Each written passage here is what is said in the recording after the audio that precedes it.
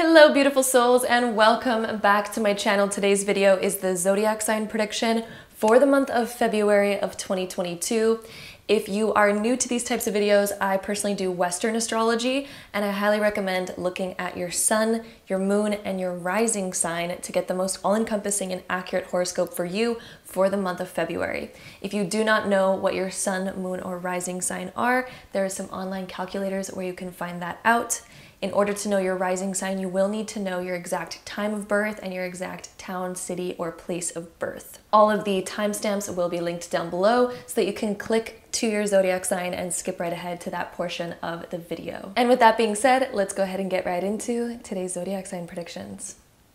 All right, so my Aries, welcome to your part of the zodiac sign prediction for the month of February for my Aries suns, moons, and risings. Welcome. So on the 4th of February, we have Venus in Pisces square Mars in Gemini.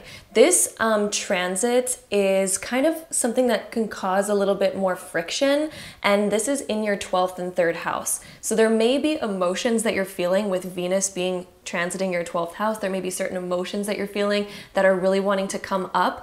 And with this square to Mars, it can make us feel like we want to take action on those emotions right away. And we may bluntly speak things and then think about it later and be like, I could have said that better. So with this transit in the beginning of February, I would highly recommend thinking before taking action and just watching, your emotions before sort of taking action on them. Just be more of an observer rather than allowing impulse acting in the beginning of February. That is what I would highly recommend with this transit, is just kind of sitting back and observing rather than acting on impulses. This transit can make us really want to take action really quick, but this transit also highly recommends thinking things through and allowing things to kind of sit and process before taking action on them. And then we're going to realize that there's much better results if we can kind of just observe before jumping into action. On the 5th of the month, so the very next day, we have the full moon in Leo, and this is going to be in your 5th house. Full moons are closings of old chapters, and they kind of culminate and can create more intense energy. Being in your 5th house though, this is the house of fun and pleasure. So you may notice that there's certain things that you really feel like doing, but certain things may not be happening in the way that you want them to. And this is because we're meant to end old cycles and we're meant to begin new ones. So what is something new that you can add into your life around this time that can actually match your new energy, match the outcome that you truly want to reach for, rather than, repeating old patterns that don't really work for us anymore. This is time for us to close old chapters and ways of having fun and pleasure that may not actually be that healthy for us, or we may have just, outgrown as we've gotten older. So now it's time to end those old cycles. And the full moon being in the sign of Leo is such a fun energy. So welcome in some new fun around this time and allow yourself to kind of close out some of those old things that may not be serving us in the same way anymore. On the 11th of the month, we have Mercury moving into the sign of Aquarius, and this is going to be in your 11th house. So I would not be surprised if around mid-February, all of my Aries, suns, moons, and risings, you may be, getting invited out places, or you may have conversations. Conversations is going to be the highlight around this time as Mercury begins to transit your 11th house, and it's going to be here honestly through the rest of the month. So the entire rest of the month of February is going to be one where there's a lot of communication. There may be a lot of things to say, and these are really positive things. These are even things that may get pretty philosophical, like we may start diving deep into our philosophies. We may just have people around us that want to have more deep out there conversations, and we may also be getting invited to different places or talking to really interesting people. And that transit is going to be here for the rest of February. So enjoy that, because it'll bring about some really cool, fun, and interesting conversations and really fun and interesting people. This could also be a time where you yourself just get really interested in learning new information, searching stuff up. You may just get really interested to learn something new around this time as well. On the 15th of the month, we have Venus in Pisces, which is going to be conjunct Neptune in Pisces. And this is going to be in your 12th house. When these two conjunct, it makes a kind of magical, romantic, sort of loving kind of energy. Being in your 12th house, this deals with your mentality and deeper aspects of yourself. So with these two conjunct, you may notice that your dreams become really significant around this time. Your intuition may be very heightened. You are more sensitive to things. You can feel things on a deeper level. So your psychic intuition will be really high around this time for my Aries. So that's mid-February, right on February 15th to be exact.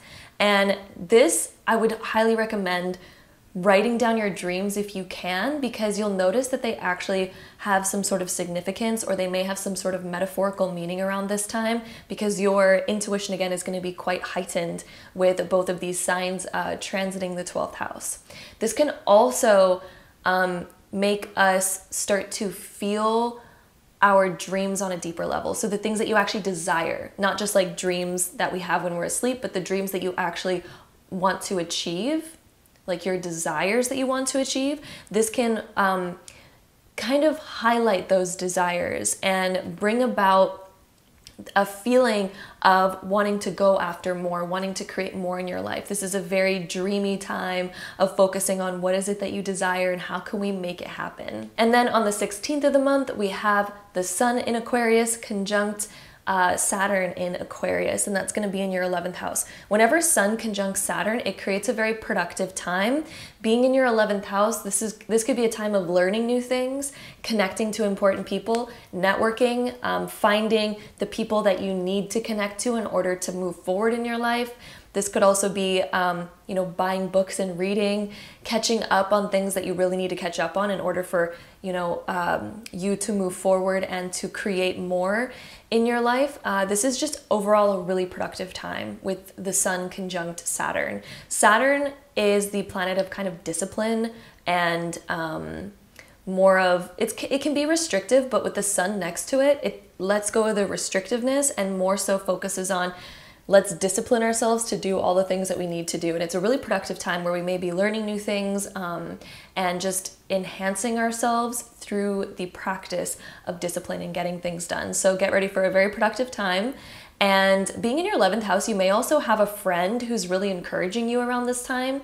You may have a friend that comes into your life that just gives you some sort of inspiration or starts really putting the fire under your butt saying like, hey, go get this done. You want to do that? Let's go do it. Or you may notice that you become like this to the people that are in your life around this time. So you may be putting the fire underneath people's butts, being like, you need to get stuff done. I see like all the different aspects of your life where you could so improve, so let's do it. So it's just a very productive kind of thing where other people may be pushing you. You may be also helping encourage and push other people as well into a more positive direction to get things done. Then on the 18th of the month, we have the Sun moving into the sign of Pisces, which is going to be transiting your 12th house. When the Sun transits the 12th, it illuminates our mind. It illuminates our subconscious as well. So you may be noticing certain subconscious things come around this time, and this is coming up for you to heal them. So this may be highlighting things that we see in our life that maybe an unconscious habit or pattern that maybe we need to let go of. It could also be highlighting different repressed desires that we have. That could also come up around this time because the 12th house can be quite positive and quite dreamy, but it can also bring up other old unconscious things as well. So it's going to be bringing up and highlighting both of those aspects for you, helping you heal any mental blocks that you have right now, any brain fog that you might have. Whenever the Sun transits this area, we may notice at first that we have a bit of brain fog because it's highlighting our mental areas that we maybe need to declutter. But as the Sun is over here, this is kind of like bringing a sunny day to an area that may have been foggy before. Like it takes a while for that mist to sort of dissipate. So you'll be noticing that around February 18th that mist is dissipating and you're able to think more clearly and deeper as well. And if you ever struggle with brain fog around that time, just allow yourself to ask, what is standing in the way right now? Is it a frustration? Is it something that I know that I have to do that keeps distracting me and causing fog whenever I want to think about other things, you know? So just ask yourself where that fog might be coming from, because the Sun will be highlighting it at that time and throughout the, rest of month of February and most of March. It's going to be highlighting your mind, your mentality, and it's just a time to ask yourself, if you're noticing any brain fog, just ask yourself those questions of, what is this cloud standing in the way that is distracting me from thinking about the things that I want to think about?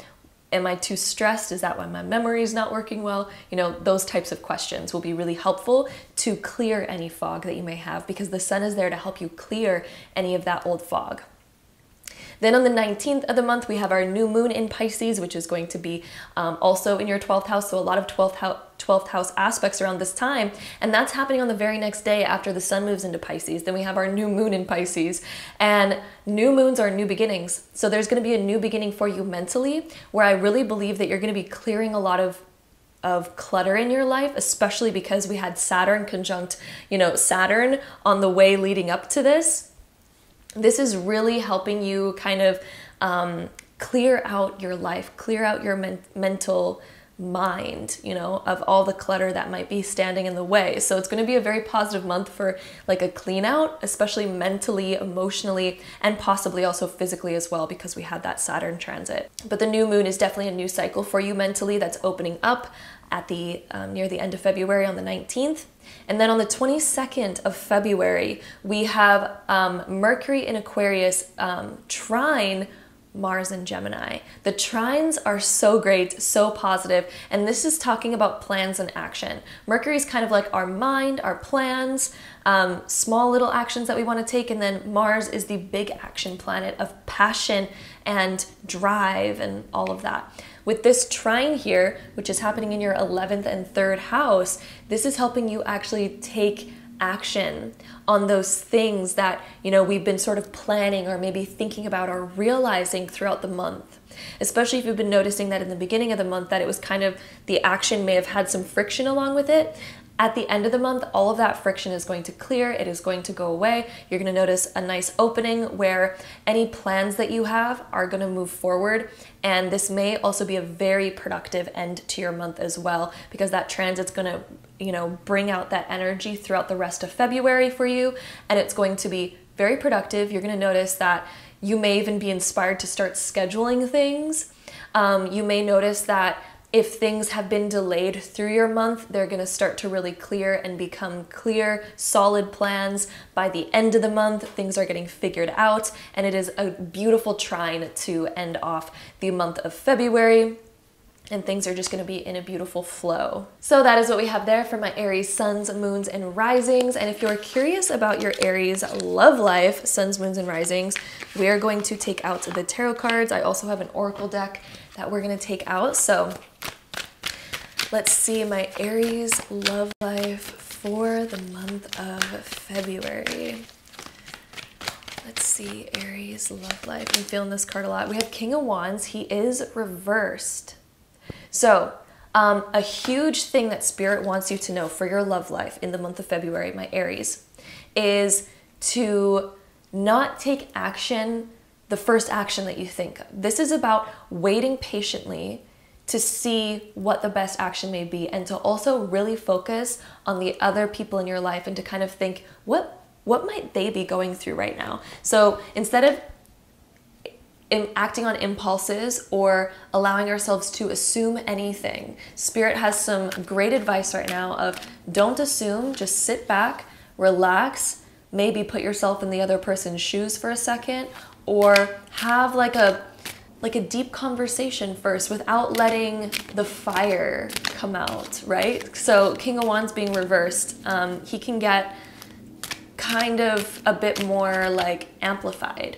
And this is a month where we are meant to kind of maybe put our impulses aside. That's been a huge theme kind of coming up astrologically and within the tarot here. We also have the Three of Cups for your love life. So this is such a positive card. Ooh, I love this. So for your love life, there's gonna be something to celebrate here around your love life. This could just be surrounded by really great supportive friends, or you may notice a lot more support. Things are getting figured out for you. There may even be something to celebrate, such as a birthday party or another type of celebration.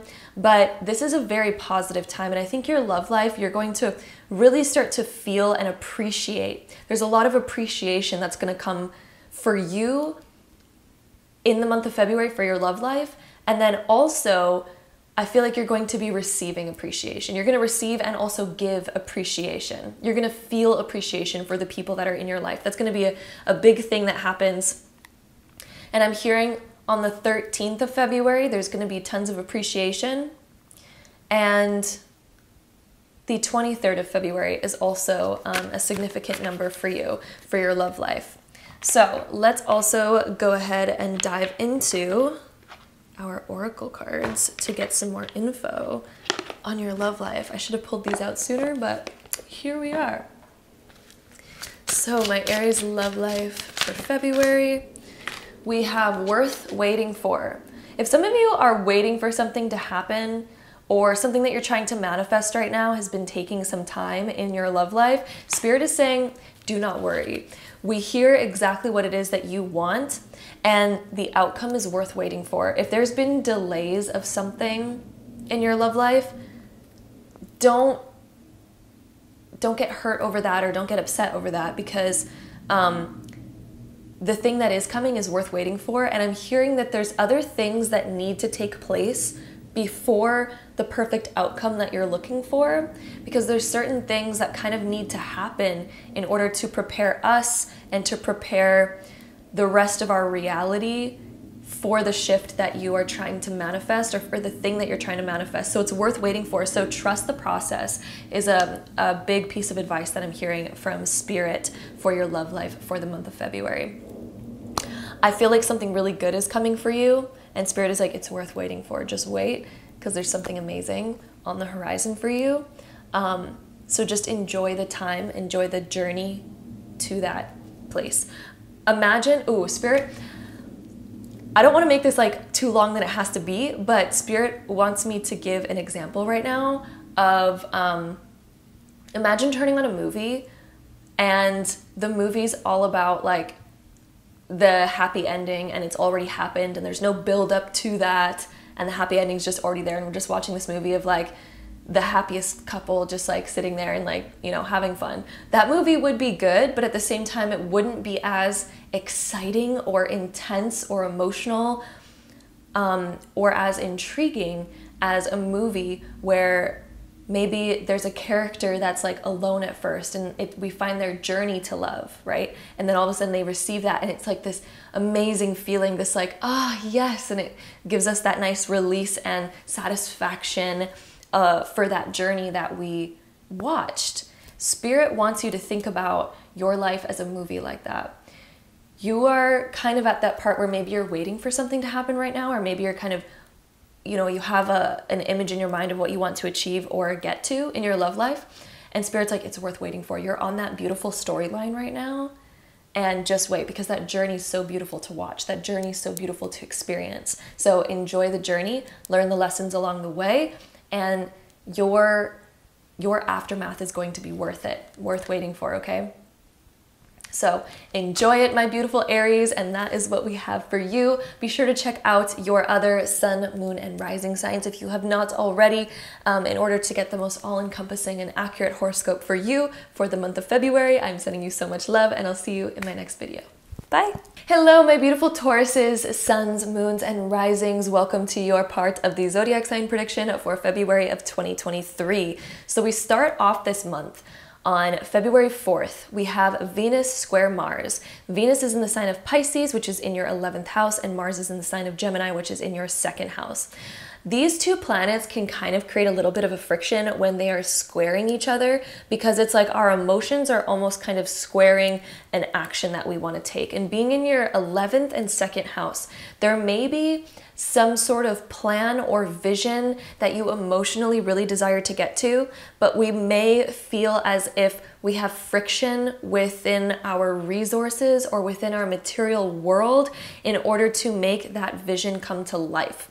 So that's where this friction is coming from. So in the beginning of February, my Tauruses, you may feel as if your resources are giving you a bit of a friction, or your material world is giving you a bit of a friction to where you emotionally want to be and go.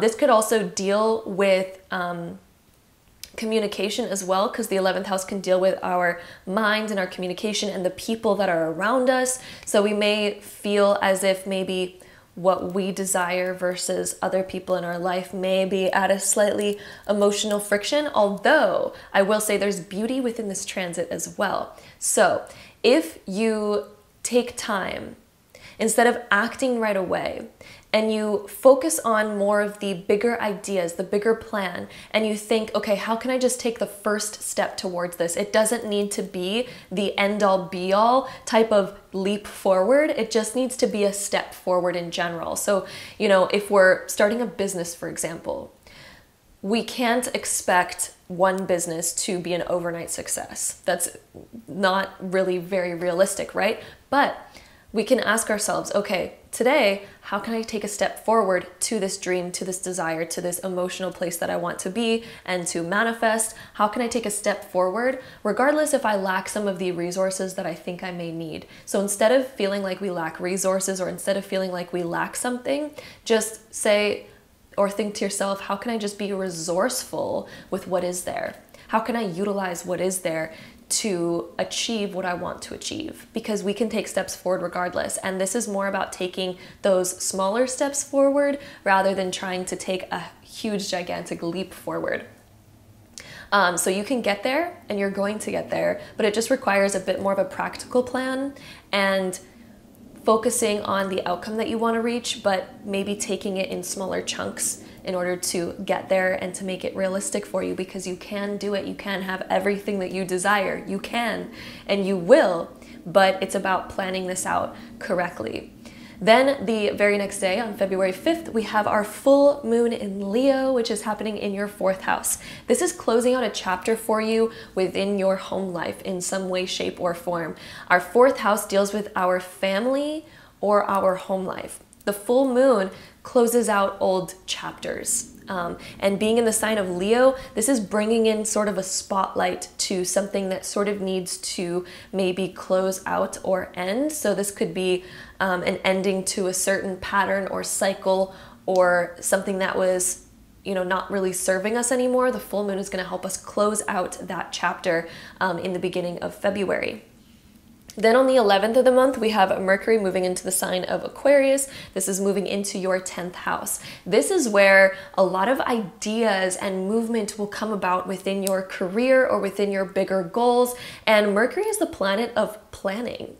So this could be a time where maybe the things that were sort of holding us back earlier in the month, all of a sudden the plans are flowing in, the ideas are flowing in, especially because Mercury is moving into Aquarius. Aquarius knows how to think outside of the box. Aquarius knows how to make a plan regardless of the circumstances. They know how to MacGyver their way to whatever result that they want. And since this is transiting within your 10th house, this is talking about your goals that you want to reach, the achievements that you want to attain, the success that you want to have.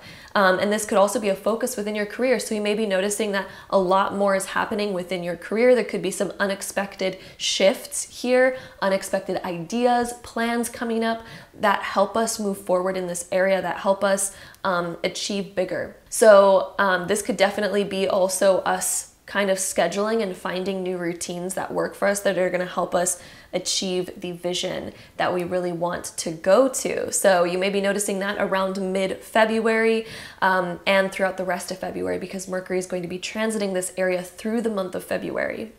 And then on the 15th, which is mid-February, we're going to have Venus in Pisces conjunct Neptune in Pisces. This is all happening in your 11th house. This conjunction, Venus and Neptune, create a very dreamlike energy. And they create a very like loving, exciting, looking at the future, looking at your fantasy, making more of a fantasy idea a reality. Being in your 11th house, I feel like you're going to get inspired possibly from a friend, because the 11th house can indicate that either we're getting inspiration from a friend or we're getting inspiration from online, because it can talk about online and media stuff with this Pisces 11th house energy.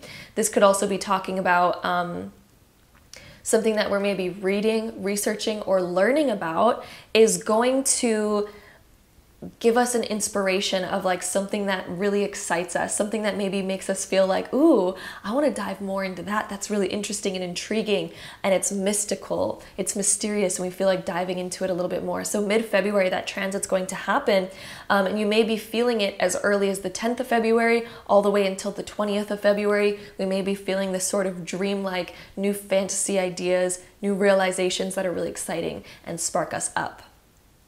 Then on the 16th, which is the next day, we have the Sun conjunct Saturn in the sign of Aquarius, which is going to be in your 10th house.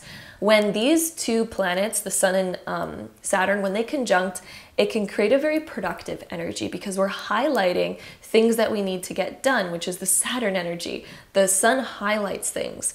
And when it highlights Saturn, it helps us get things done. It helps us use discipline. It helps us reach higher and strive for better, and to look at our faults and be like, how can I patch that up? How can I fix that to make it something even better? And being in the 10th house, this is talking about your big goals in life. This could also be talking about your career. So you may notice that you're really productive around your career at this time, or around big goals that you have, things that you want to reach for, things that you want to become. You know, this is the energy of becoming. The 10th house is what we're becoming and what we're moving towards and our purpose in the world. And with this, it's a very productive energy. It's a very positive and productive energy. So mid-February is also going to bring about that. We may be noticing this energy as early as around the 11th of February, and then all the way until possibly the 21st or 22nd of February. You're going to be noticing a lot of this productive energy, like, oh, I'm going to get it done. I'm going to get this done, especially things that maybe we were putting off before. Then on the 18th, we have the Sun moving into the sign of Pisces, and this is moving into your 11th house. So a lot of 11th house stuff going on for my Tauruses, and with the Sun moving into Pisces, this is going to bring about a focus on friendships, possibly media, learning new things, thinking outside of the box, and this is going to be lasting all the way up until like mid-March, March 20th-ish. That's when this is going to be, you know, that's the energy of this time. So you're going to be feeling this energy for about an entire month here, with this Piscean energy that's offering this, you know, new wisdom, new learning, thinking outside the box, possibly focusing more on friends or the people that are in your life as well.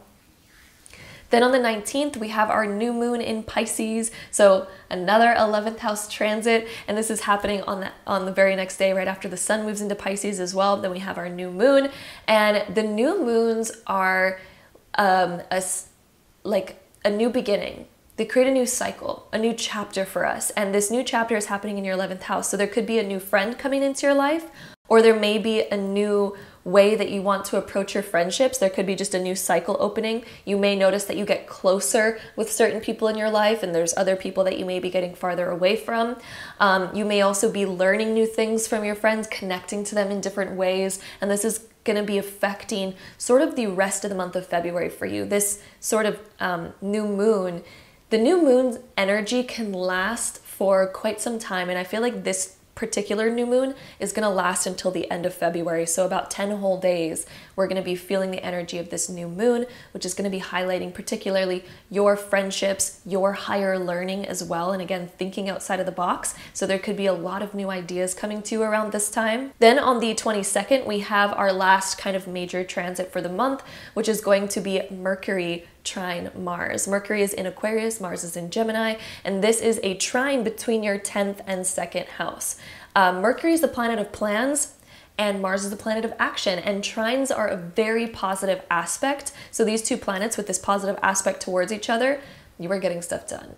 You are moving forward on things. You may even start planning out further into your year. There could actually be an important plan that you're taking action on. Certain things that maybe you've been wanting to take action on for some time, those plans are now in motion. And for the rest of February, those plans are going to be in motion.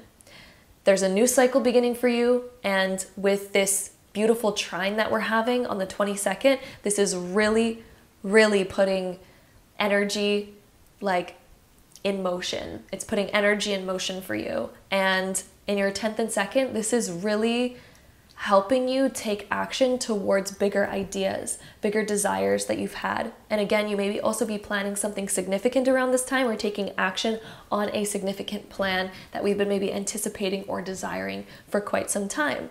So that is what we have for my Taurus's suns, moons, and risings for your astrology for the month of February. And if you want to know about your love life, let's hop into that. All right, so my Taurus's suns, moons, and risings. Let's get to know a little bit about your love life. We have the Six of Wands coming up for you. Let's also try to get one more card. The Six of Wands is a feeling of success and a feeling like we're getting the attention that we've been wanting. So I feel like, if anything, your month of February is full of attention. We also have the Page of Wands, lots of wand cards. There's some like passion, desire, feeling really good within the month of February. Even if you're single, I feel like you're just going to love life. This is like a love, like I love myself. I want to put time and energy and beauty into myself. And Taurus is, your essence is actually about beauty and comfort. Your ruling planet is Venus. So I feel like you're going to be putting more love and attention into yourself. You're going to be feeling more at your best than you have like this whole year. I feel like you're going to be feeling at your best. And I feel like because you're feeling at your best, you're going to be attracting more attention your way, whether that just be from your partner or whether that be just from other people or your friends. But I feel like you're going to be receiving quite a bit of compliments, and I feel like there could be people that just want to spend more time with you and that are celebrating you and looking up to you and being like, wow, look at you, like you're glowing type of thing. So these two cards are all about that glowing energy, receiving attention. And this, again, could also just be your own energy of like, I'm feeling myself. I'm really feeling my best. I'm feeling my highest right now.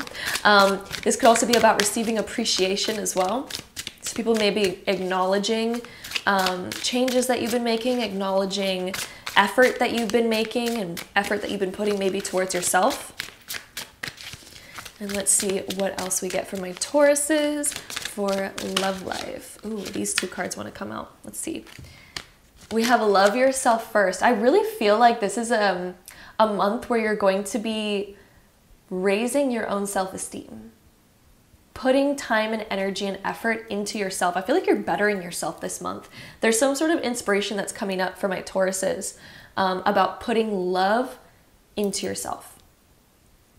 People are noticing it too. You're seriously going to be getting more attention, more praise, more compliments because of the love that you're giving to yourself. I feel like you're entering your like sexy era, but it's not even necessarily like overly sexy, but it's kind of like, the best way I could describe it is just like you're feeling yourself. You're feeling like romantic, putting passion into yourself. And I feel like people are just going to be noticing that and desiring to be around that. We also have the card of free yourself. I feel like you're unhinging old inhibitions, areas of yourself that you used to close off, areas of yourself that you never allowed anyone to know about or even to explore. You may have even held yourself back in certain ways in your love life. I feel like this is a month where you're going to be allowing yourself to explore outside of that more, and I'm hearing that you're releasing an old insecurity that used to be really powerful on you.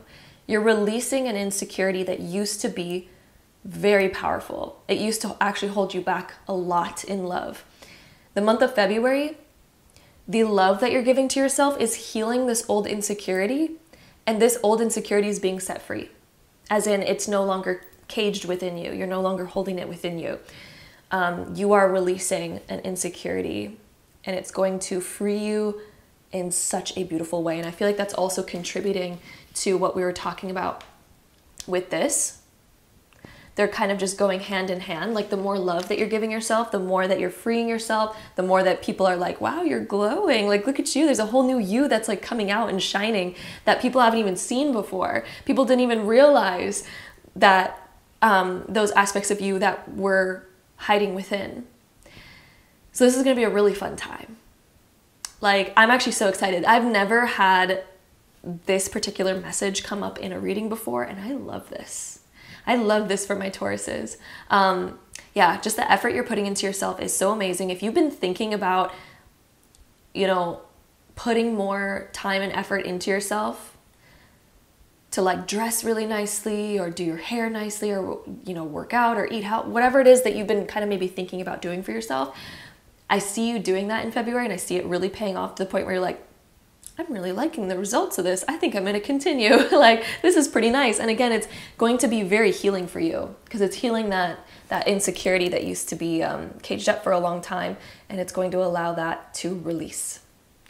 So that is beautiful, and that is what we have there for my beautiful Tauruses for the month of February of 2023. I hope you enjoyed this reading, and be sure to check out your other sun, moon, and rising sign to get the most all-encompassing and accurate horoscope for you for the month of February. I'm sending you all of my love, and I'll see you in my next video.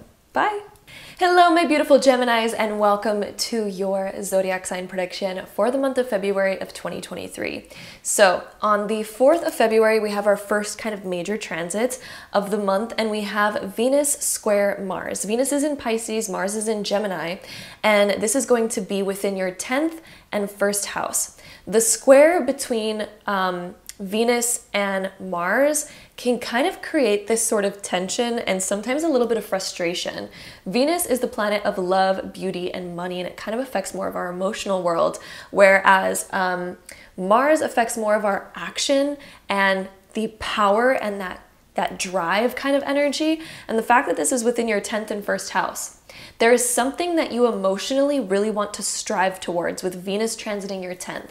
It is kind of giving you this idea, this beautiful inspiration, this beautiful idea of like, oh, I really want to reach that. That sounds so amazing. That feels so good.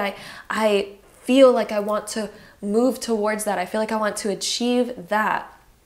But with this square, it's making it difficult to somehow take action. And because Mars is in your 1st house, it is this action that's hard to take because maybe we don't see ourselves in that way yet. Maybe we haven't taken on that new identity. We may still be identifying as our old self, and that old self, we may see our old self as somebody who cannot achieve something or who isn't that quite yet. So what you're going to be noticing within the beginning of February, the way that you can actually get the most out of this transit, the way that this transit can offer such a beautiful energy, because I'm such a believer that every single transit that we go through, even if it's a bit more harsh, has such a beautiful kind of side to it that we can also look at. And the beautiful side between Venus and Mars here is the fact that both of these planets have such a powerful energy, and the way that you can kind of work through this maybe friction or frustration on taking action on something, because maybe we're just not achieving the outcome that we want. And the reason being is because look within. Your answer is within you. If you can raise your confidence, if you can begin to see yourself as that new power, that new warrior, that new version of you that is so beyond capable of achieving your desire, you're going to notice that the energy begins moving forward again. But this is about working on yourself first before trying to dive into this new vision. Work on seeing yourself as someone who already is that, who can have that. Just dive into it. So for example, if you're really wanting to be a writer, but you're like, I don't know if I'm good yet. I haven't really done that. I'm just, you know, somebody who works a regular 9-to-5 job, but you know, I'm gonna try. And we may be noticing a lot of friction if we do something like that. Versus if we step into the idea of like, I desire to be a writer. I love writing. I am a writer. I'm a writer. And you step into that energy. Then you're going to notice that things begin flowing. But the beginning of February is about working on your energy to match the energy of what it is that you want in order to shift your identity, to see yourself with confidence, to step into that position like, I am a powerful warrior and I'm going to achieve it. If you step into that, confidence, you're going to notice that this transit becomes really easy, because this is what this transit is teaching you. This is the lesson within this transit, is stepping into that identity. Right? The 1st house is your identity, and Mars is there. So Mars is saying, take action from that new identity, and then you're going to find it easy to achieve your desires with that Venus in the 10th house. So that is the secret within that first transit of the month. Then on the 5th of the month, we have our full moon in Leo, which is going to be affecting your 3rd house. And the full moons are all about closing out old chapters, old phases. And the 3rd house is our mentality, our day-to-day plans, our day-to-day schedule, our communication, our way of learning, little new things, facts that we're learning. It can also deal with the everyday people in our life as well. And the full moon is helping us close out an old chapter with that. So you're closing out an old routine, an old schedule, an old way of thinking, an old way of doing things, an old paradigm is ending for you.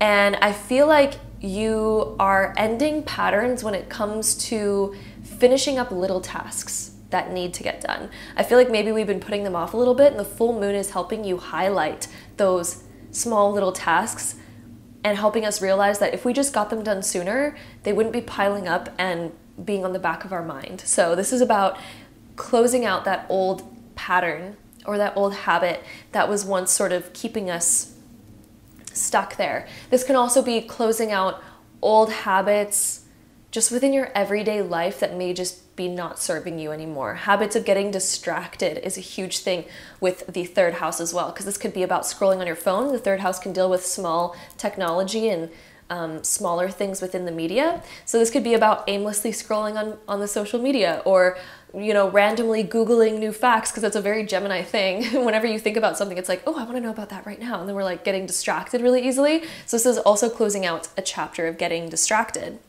Then on the 11th of the month, we have Mercury moving into Aquarius, which is going to be transiting your 9th house. Mercury is all about plans, taking small action. It can also deal with technology, communication, the more immediate people in our life. It can deal with learning. And especially since it's transiting the 9th house, my Geminis, you may be really interested in learning something new in mid-February. You may have an urge like, I just really want to learn something new. I want to discover something new. Or you may just be stumbling upon something that you're like, that's really interesting. I want to know more. I want to dive into this. So I feel like my Geminis, you're really going to be expanding your mind in the month of February, learning new things, picking up new skills, picking up new realizations. You may get a lot of downloads mid-February. You may be receiving a lot of downloads or realizations of like, oh, that's the answer to that. Oh, that's the answer to that. And I would highly suggest actually writing down these realizations, because dealing with the planet of Mercury, this deals with writing as well. And writing helps us remember things. And I feel like you're going to be getting a lot of realizations mid-February, and it's going to be important for you to write them down, because I feel like there's going to be a time where you really want to come back on these things and remember them, and they might not be so lucid anymore if we don't write them down. So write it down so you can actually come back to it, because I feel like there's going to be a lot of important realizations and downloads that you'll be getting around mid-February, particularly the 11th of February. Although with these transits, you may start feeling the energy prior, and also this transit is going out through the entire month of February. So Mercury is going to be here through the month of February. So just keep a notepad next to you, because I feel like you're going to be writing down ideas, and that might be something that's already kind of happening in your life as well. But particularly on the 11th of February and through the rest of the month, lots of downloads, lots of learning, maybe even a desire to just dive into new things and learn new skills. Then on the 15th of the month, we are going to have Venus conjunct Neptune. Both of these planets are in the sign of Pisces, and this is going to be in your 10th house. With these two planets, these are like a very dreamy, dreamlike sort of energy. Venus and Neptune together make a very romantical energy. Being in the 10th house, there may be a desire to romanticize your life or to reach a new goal where we feel like we are creating the energy of what we desire, where we feel amazing every single day, and it feels like we're waking up and we're like, ooh. And that could even be something that you are pulling into your life already. And with this transit, with Venus conjunct Neptune, you're actually going to be creating this energy in mid-February, this more romantic, sort of exciting energy where you are excited to just like wake up and do things. And there could also be things happening in your life around this time that evoke more of this feeling. And you may also be striving more towards that, especially since this is in your career house. There may be new fantasies or desires around your career. And the 10th house is also about our bigger goals that we have. So there may also be new goals coming in that we're like, ooh, that sounds really exciting. We're getting epiphanies, images, visions. We're visualizing what it is that we desire, because both of these planets together are very visual. And there could be things happening around this time that are like, ooh, let's enhance the aesthetic, or let's reach this vision. Visions are coming to you clearly. Ideas are coming to you clearly. And then on the 16th of the month, we have the Sun conjunct Saturn, both in the sign of Aquarius. This is going to be in your 9th house. So Sun conjunct Saturn creates a much more productive energy, because Saturn is the planet of discipline. And it's also a planet of, you know, restriction and a few other things that are a little bit more harsh. But when the Sun, you know, conjuncts Saturn, it highlights this sort of more good point.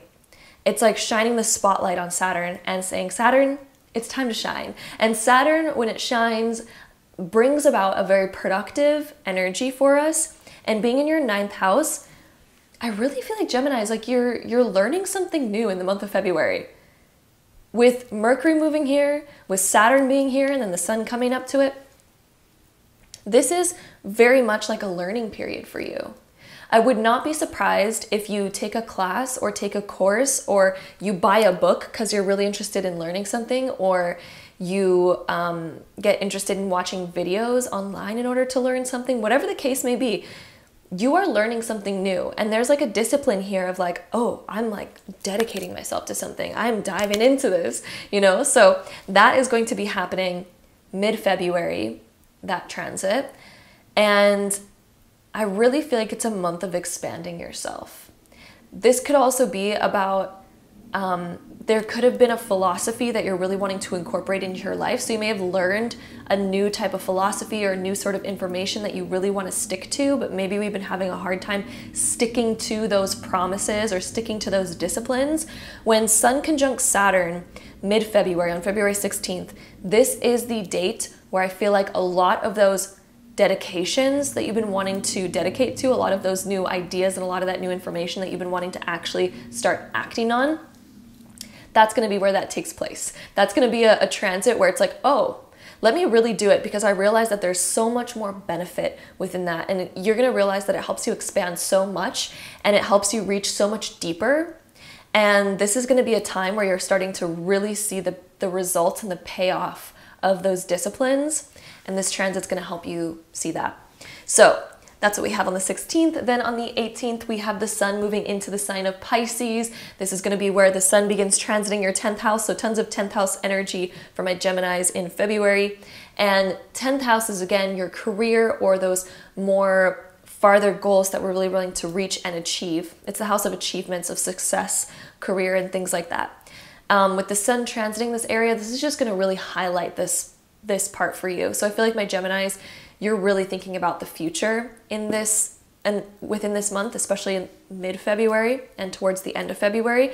And especially since the Sun transits Pisces, of course, for an entire month, you're going to be feeling this energy for a whole month. This energy of really wanting to put your dreams to action, of reaching your achievements and those successes that you've been thinking of. This is really that energy. So throughout you know, the rest of the month of February, after February 18th, all the way leading up to close to the end of March, there's just this energy of acting on your inspirations and making them happen, making them a reality, reaching your success, highlighting. It's like a whole spotlight on your life. It's almost like the most exciting thing for you after February 18th and through most of March is just going to be so focused and excited to move forward on your dreams and on those goals and within your career as well. Then on the 19th, we have our new moon in Pisces, and our new moon is happening in the 10th house. So that's happening right after the Sun moves into the 10th house as well. And this new moon for you is a new cycle within your career, within your goals, within what you desire to achieve and who you desire to become. So I know we started out the month kind of with a little bit of friction within that 10th house. Do not worry, because through the rest of the month, that is absolutely shifting for you. If you've been noticing friction within your career or within your self-image or within kind of like personal goals and also success and achievement goals, if you've been noticing a little bit of friction there, that's disappearing. Don't worry, that is not going to last all of February by any means. You are going to be completely figuring that out, and you're opening up a brand new cycle in that area. And this new cycle is going to be something that I feel like is very exciting for you. And it brings about a new energy. And the new energy is that Pisces energy, which is very dreamy and very visual.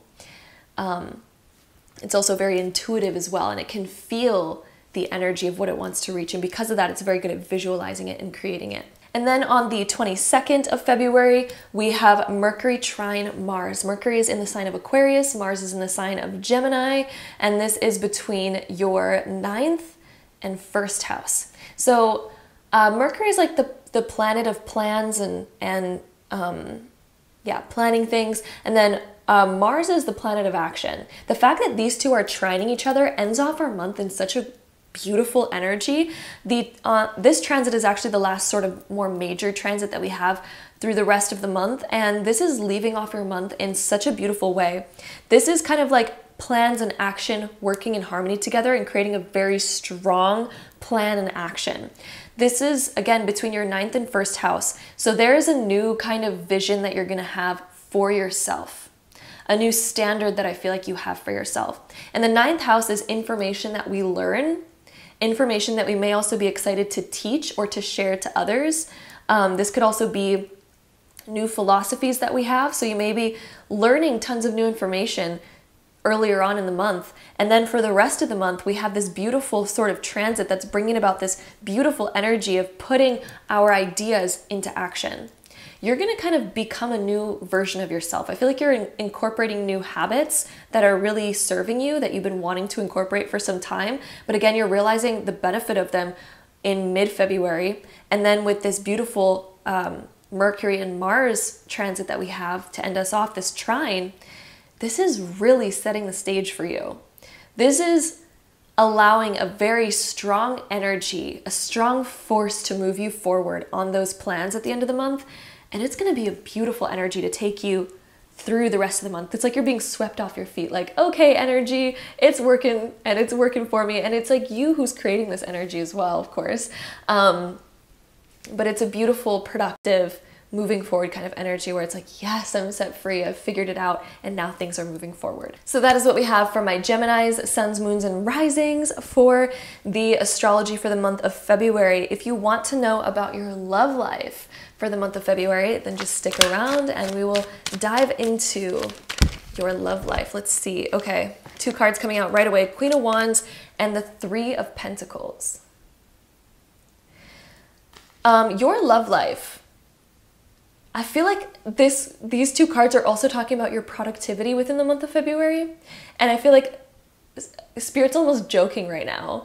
The fact that they're almost repeating what we had within your astrology. When we're applying this to your love life, it looks like you're really working on yourself. The 3 of Pentacles, you may have gotten like feedback, or maybe you've like learned new information within the month of February.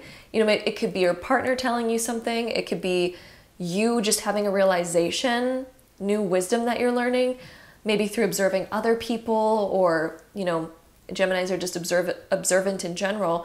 But I feel like you're like improving yourself in some way, shape, or form in the month of February. You're working on yourself. You're creating a better version of you. And because of that, you're feeling a lot more confident. You're feeling like you're working through your shadows. I feel like there's been certain shadows that you've been observing within yourself, within maybe your love life, and maybe you've been having these realizations like, that's been an unconscious pattern of mine, or that's been an unconscious habit that I've had within my love life. And I feel like you're realizing those things and you're transforming those, because the cat, the black cat right here, symbolizes your shadow self. You are integrating that and you're bringing it to light. The sunflower is connected to the sun, which illuminates things and helps us have realizations and helps us turn things to light. It's turning the shadow to light.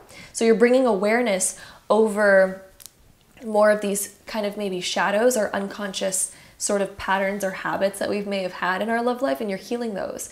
And as you heal them, you're going to step up and feel really good about yourself. The Queen of Wands feels so positive. She feels full of life. So your love life is going to feel, I think, really good in the month of February, but it's feeling good because there's like this productive energy around it. There's a productive energy around your love life of improvement. I feel like this is a month of improvement. We're not wanting to fall into old habits anymore. We're realizing what those shadows were. We're healing that. We're overcoming those shadows, and we're able to move forward so much better. And if you don't know what shadow work is, I highly recommend looking into it. A quick definition that I'll give you is basically bringing unconscious parts of ourselves to the conscious world so that we can see why we maybe have certain triggers, why we maybe have certain patterns or habits that may actually not be serving us. And then as you heal those, you go through a period of growth and self-improvement, and the sunflower also symbolizes growth. So this is a big month of growth for you. I feel like you're reaching new heights, new levels, and you're going to feel really comfortable. I feel like through the month of February, you're going to get to a place of comfort, of being able to sit there and be like, yep, I feel really proud of myself right now. There's a proudness that you're going to feel within your love life. I also feel like there's a lot of support and a lot of collaboration. My apologies. I think there was a reminder that came up on my iPad over there. But basically, I feel like there's people on your side helping you grow. Maybe you're getting feedback from friends or from your partner about like, would this be better? Or should I do this? Or should I work on this? And I think that they're just like, you know what? That part, yeah. They're really helping you reach kind of your goals here. So there's going to be some important people in your life helping you reach your goals. The next few cards that we have the card of trust. I feel like you're really putting your trust into certain people, and there's certain people in your life that you know that you trust to tell you the truth. And I feel like those people are going to be really helping you learn and grow in this month. We also have the card of engagement coming up. So some of you may be trying to manifest that, or there may be hints at that coming up in your life in the month of February. Or this can also be that we're really engaged into something. Maybe there's something that we're really focused on, and we're noticing that we want to be more engaged. So maybe we're realizing that one of the things that we have to work on is maybe when our partner's talking to us, maybe we're sort of aloof, or maybe just people in general, we may not be very good at listening. And this may be a month where we're really wanting to be more engaged into conversation, right? We're maybe even making certain promises to ourselves, maybe towards other people as well, because engagement can also be a promise, and that's probably why we have the trust card too. We might be making certain promises like, I promise to do this, I promise to, there's certain promises you're making to yourself and possibly to other people as well. We also have the card of flirt. So regardless of the seriousness that may be coming up within these cards, Spirit wants you to know that this is also a fun, flirty time. It's a fun, flirty month, especially with the Queen of Wands here as well. Just because you're doing shadow work, working on more serious stuff, doing some self-improvement, does not mean it's not going to be a fun month. It is, regardless, going to be a very fun, flirty month. There may be hints thrown out at like, ooh, this or ooh, that. There could be something exciting information coming in as well within your love life. So be on the lookout for that and enjoy it, my beautiful Geminis. I am sending you all so much love. Be sure to check out your other sun, moon, and rising signs to get the most all-encompassing and accurate horoscope for you for the month of February, and I hope to see you in my next video. Bye! So my beautiful Cancers, welcome to your part of the zodiac sign prediction for the month of February of 2022. So we start off the month on February 4th with Venus squaring Mars. Venus is in the sign of Pisces, Mars is in the sign of Gemini, and this is in your 9th and 12th house. So whenever we have a square between Venus and Mars, it can kind of create a little bit of friction in this area. Venus kind of represents our desires, our emotions, the things that we want to feel, the things that we want to reach for, and Mars is the planet of action. So we may be noticing some friction within action on our desires. And this is both, again, coming from your 9th and 12th house. The 9th house can be talking about new information that we're learning, things that we desire to become. It can indicate things that we want to expand into. So do we want to expand into travel? Do we want to reach for new heights? Do we want to reach new places within ourselves, or become something, or learn something possibly? And we may be noticing friction within your own mind, because this is within the 12th house. So your mind may be holding you back or saying like, we can't do that. Why are you trying to achieve that? Do you really think that that's possible? You're too much of a dreamer. We can't expand into that. And here's all the reasons why. You know, your mind may be acting a little bit like this within the beginning of February. But there's actually beauty within this transit. So even though that's happening, that's actually happening for a reason. And there's a positive side to this transit. This transit will be showing you your mind and how it may be holding you back from taking action. You may really desire to do certain things, but the action within you is showing a lot of resistance.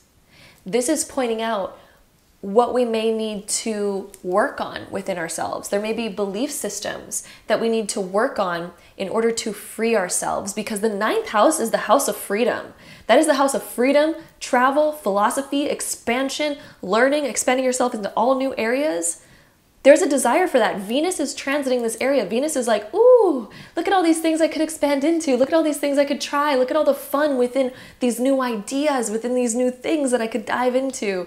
And then for some reason, with Mars being in your 12th, it's like, we can't take action on that? What are you talking about? Like, are you crazy? Like, we can't do that? That's going to turn out bad. You know, there's fears. There's this resistance mentally.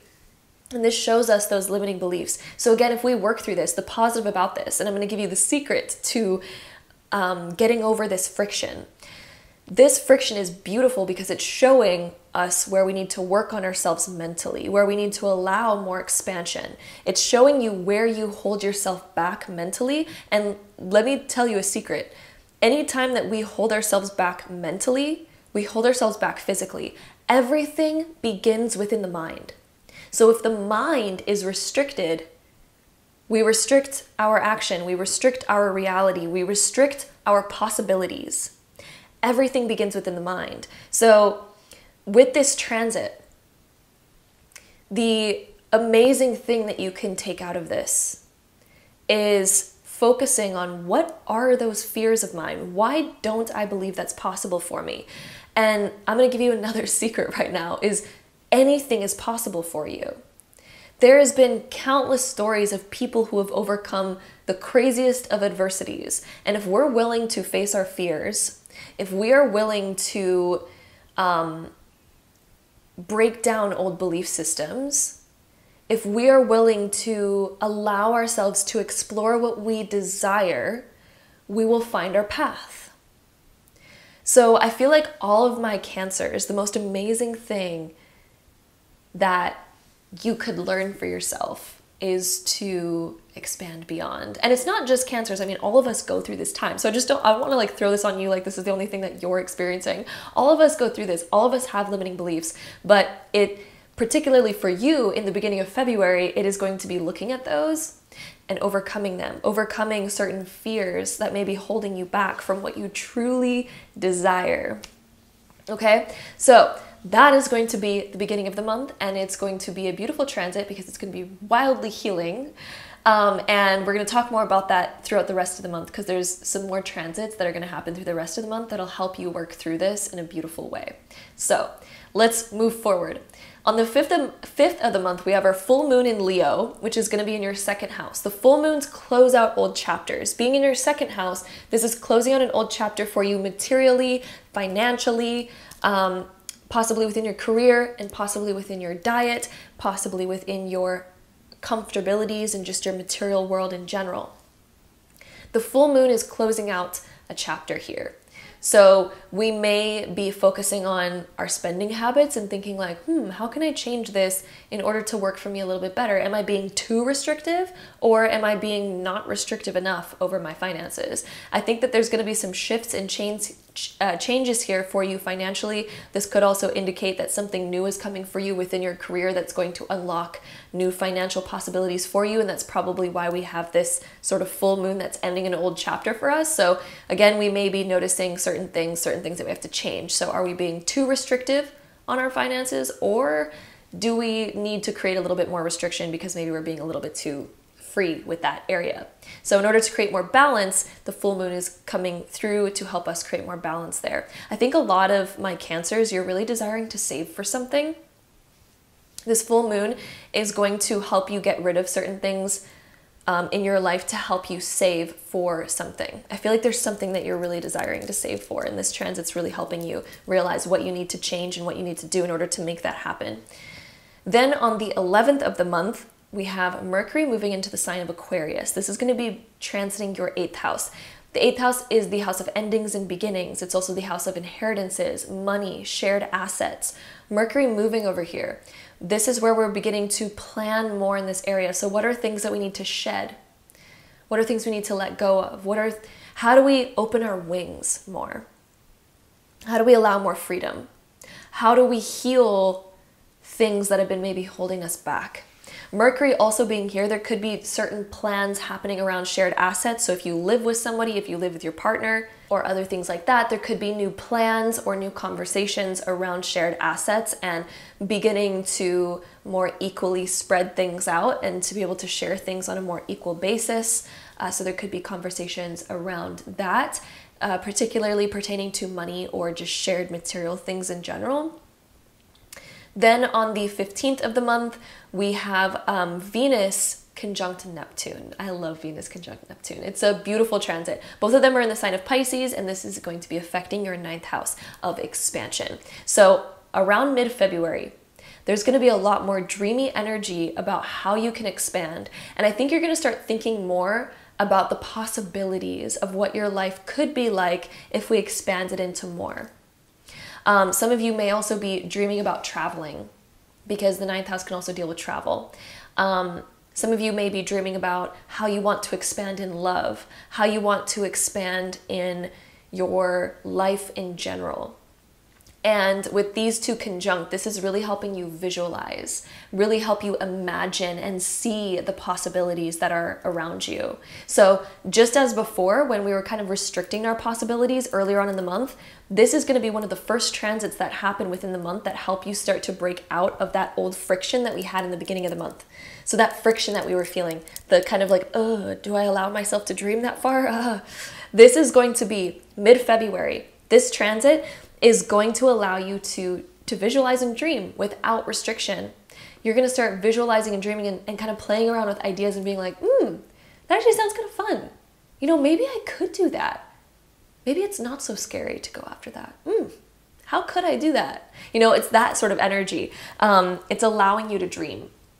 So that's going to be a very fun transit that we have during mid-February. Then on the next day, we have the Sun conjunct Saturn. So this is where things are becoming a bit more serious again. This is going to be happening in your 8th house. Sun conjunct Saturn is a time of being productive. Anytime the Sun conjunct Saturn, it gives off a very productive energy.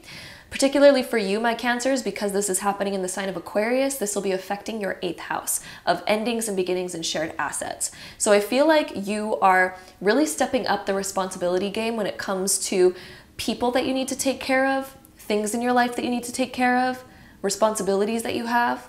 And I feel like there is a shedding, because the 8th house always makes us shed something, and it also makes us kind of transform into another higher version of whatever we just shed. It's the house of metamorphosis. So there could be certain things. This plant is like, it keeps brushing up against the back of my head. But anyway, it's like you were once a caterpillar and you're becoming a butterfly type of situation. So through dealing with certain responsibilities and looking at things in a practical way with this Saturn transit, this is going to help you hone in on the things that maybe we really need to take care of, things that we really need to focus on. And this is also allowing you to shed some of the things that maybe were holding us back from visualizing what it is we desire.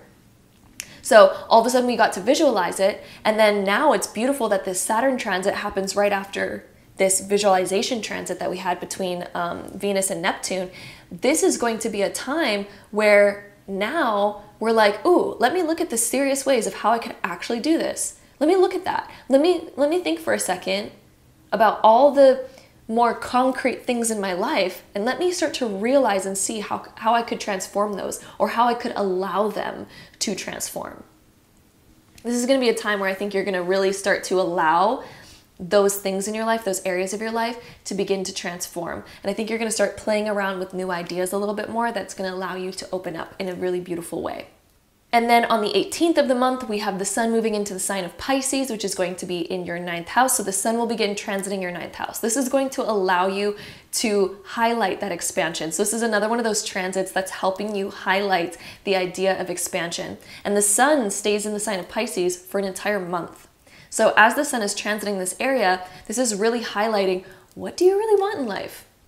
So that's going to be your biggest question through the month of February. What do you really want in life? What is exciting for you? And this is also like forcing you almost to open up the doors of expansion and to start diving into new ideas, new possibilities. That is your key word for the month of February, is new possibilities for my Cancers. Let's open up the doors to explore that.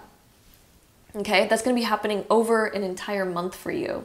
Then on the next day, we have the new moon in Pisces. So we have the sun moving into Pisces, then we have our new moon in Pisces, which is also, of course, in your 9th house, because Pisces rules your 9th house. And this new moon is a new cycle. It's amazing that this is happening right after we're opening the doors with the sun moving into this area. And then we have the new moon, which is a new chapter, a new cycle. We've opened up the doors, and now we're like, ooh, okay, I'm opening up a new cycle of my life where I'm going to allow myself to think about expansion, where I'm going to allow myself to play with the ideas and to begin expanding myself rather than staying the same. So that is a beautiful transit that we have. And then our last major transit for the month of February happens on the 22nd. And this is a trine between Mercury and Mars. Mercury is in Aquarius, Mars is in Gemini. And this is a trine happening between your 8th and 12th house. And this is a beautiful trine to end us off. This is going to carry, this energy is going to carry with you till the rest of the month. And this trines are a very strong, beautiful transit. They're one of the best, most powerful kind of aspects that we can have between two planets. With Mars and Mercury here, Mars being in the sign of Gemini, which is our thoughts, we're allowing ourselves to take action on our thoughts. And with Mercury being in Aquarius, we're allowing ourselves to think outside of the box and take action on those thoughts. So this is plans and action. You may start planning out new things. You may start playing with those new ideas that we were kind of thinking about and playing with during the month of February. I think you're going to start planning out and thinking like, how would that go? How can I take action on that? How can I allow this to happen in my life?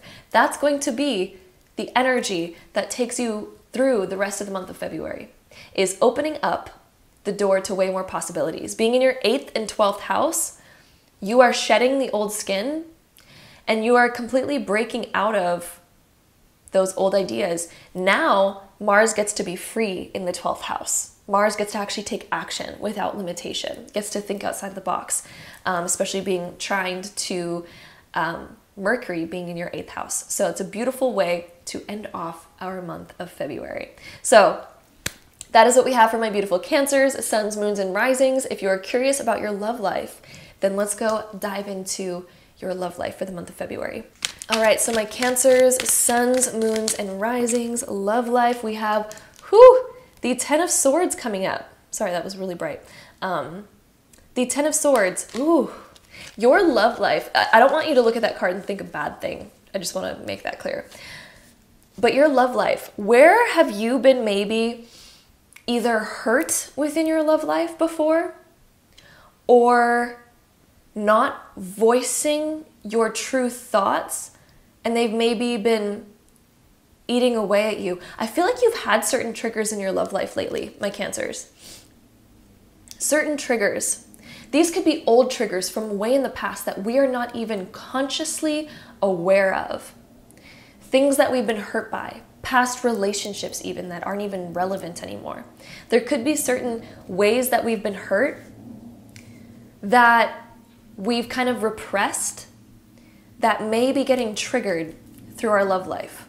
The month of February is about realizing where those are truly stemming from, right? We can think about, you know, all the ways that we've been hurt are kind of like these swords that are in our back, right? And every time that somebody touches upon one of those subjects that kind of resonates with one of these swords, it kind of sticks it in a little bit deeper. And imagine having those types of needles or swords within you, and then every time somebody kind of says something, it brushes those, and it just, like, it creates a bit of a pain. So that's what a trigger is. That's how you can visualize how a trigger works and what it is. So one of the things that Spirit is really calling you to focus on in the month of February is to focus on whenever you get triggered by something, whenever something kind of feels like, ooh, painful, or, oh, that bothers me, ask yourself, where is that more deeply stemming from? Is it actually stemming from that particular situation? Or is that particular situation maybe triggering something that stems from a place a little bit deeper?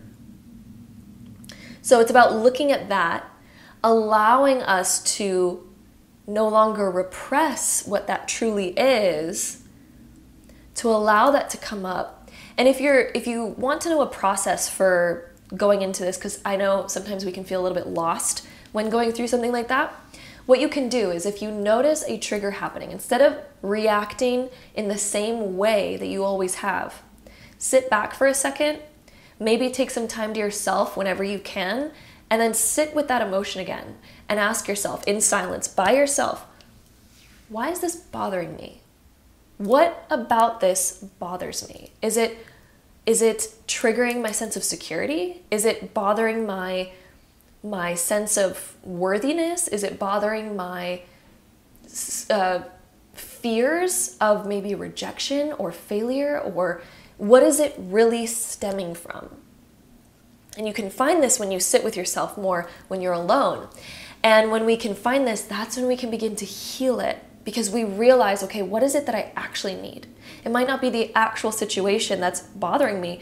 It may be something that I've been repressing, that I've been needing to maybe talk about or bring up, or maybe I need to focus on creating more healing around that. So if it's bothering our sense of worthiness, maybe we need to focus on adding things into our life that can help us feel more whole, that can help us feel more worthy. Is it because maybe we gave up on a dream, or is it because we, it can stem from so many different places. So this is something that I would highly recommend. And what Spirit is recommending is sit with yourself and ask, okay, where are these truly stemming from within me?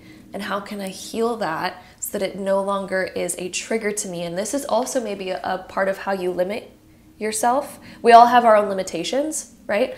But when we can free ourselves from those limitations, we can allow ourselves to get out of the dark cloud, and we can allow ourselves to move to something better. Something better exists for you. And what Spirit really wants to tell you right now, my Cancers, is that something better 100% exists for you. You don't need to stay here under this cloud. You don't need to stay there.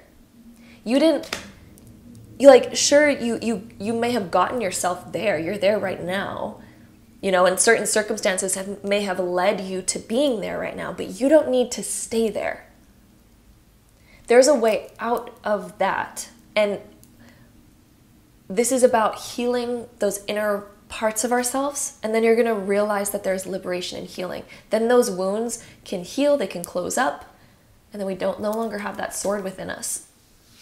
Okay, so that is one of the, and then we have another card coming out. We have Judgment being reversed. So this could be, have we been judging too harshly, or are we fearing judgment? Are we fearing what other people may think or say if we allow ourselves to fully, open up?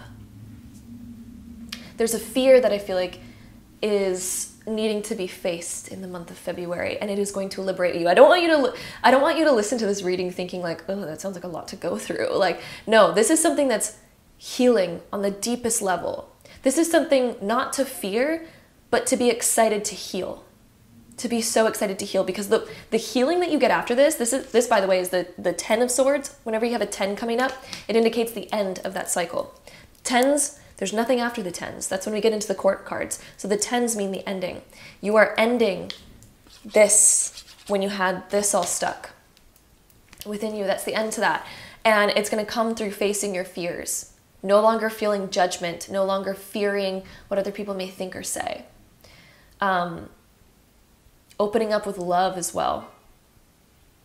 I'm hearing a message whenever you feel like weak or scared, just call on Archangel Michael. And I don't work with the angels like too often. I have in the past, and there's times that I felt like weak in my life, and somebody gave me the advice of like, whenever you feel weak, call on the energy of Archangel Michael to like stand beside you. And that's actually been very helpful. And even as I said that right now, I felt that energy like immensely come in right now. And I feel like that energy, if you are listening to this right now, that energy just came down to with you right now and is giving you strength through this whole month. And if you ask Archangel Michael to be there with you through this whole month to help you heal, to help you become a warrior rather than to be, you know, sitting like this, Archangel Michael is like he knows how to heal this. There's also Archangel Gabriel, and he's the particular one that's in the Judgment card actually, so you can call on him as well.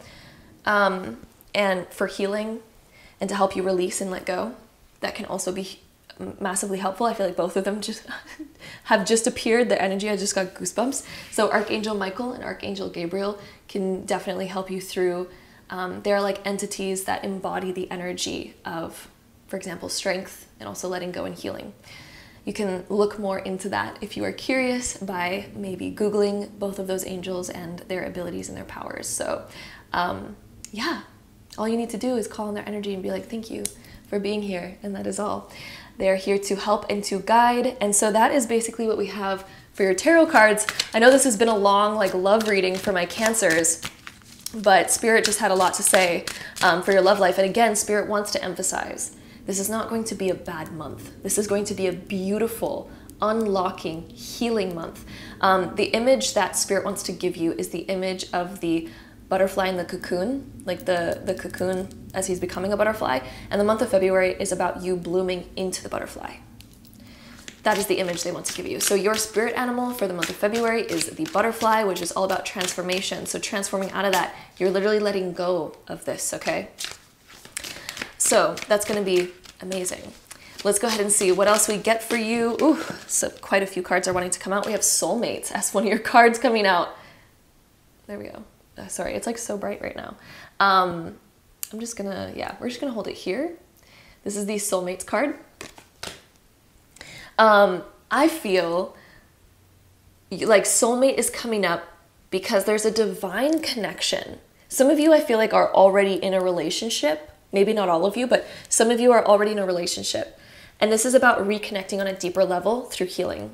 Healing is gonna allow you to connect on a deeper level. I also feel like if you're single right now, so my Cancers who are single, through this healing, you are going to allow yourself to find your soulmate. It's going to come after you are done your healing. And it's not like you have to be fully healed. It's not like we need to be perfect in any way in order to find our soulmate, but there's certain things that I feel like you're going to be healing that's going to allow that energy to really come in a very beautiful, powerful way. And again, if you're already in a relationship, it's going to allow you to connect deeper with that person again. We also have healing family issues as a card coming up. So what has been issues within your family? Do we still have things that maybe we need to sort out with our parents or with our family, with our siblings maybe? That's going to help you heal as well on a very deep level, my Cancers. This card says your love life benefits as you forgive your parents. That's actually a huge thing. I didn't realize the power of that myself until kind of like going through times like that. We all have like family trauma, if you want to call it, or issues, and things do heal deeply through forgiveness and through shadow work. If you don't know what shadow work is, I highly recommend looking into it. Sorry, I have these reminders going off on my iPad. I should really turn that on silent when I'm filming. But we all have certain trauma or triggers or things that need to be healed. And I feel like when you heal them, we become free. And through that healing, we're liberated. And those triggers go away within us. Because if we have triggers even from long ago from our family, for example, those can end up getting triggered by our partner, and our partner's wondering like, why are you acting that way? Why did that upset you? I don't know. And then our relationships end up suffering because of triggers that we've held on to from so long ago. And it's not like we, deliberately held on to them, but unconsciously we may have done that. And when we heal them, we liberate ourselves and we're able to connect deeper and we're able to create more harmonious times. The number 6 is also sticking out. If you're seeing 6 around a lot, the 6 is the number of harmony. Sorry, I'm gonna wait for this plane to pass.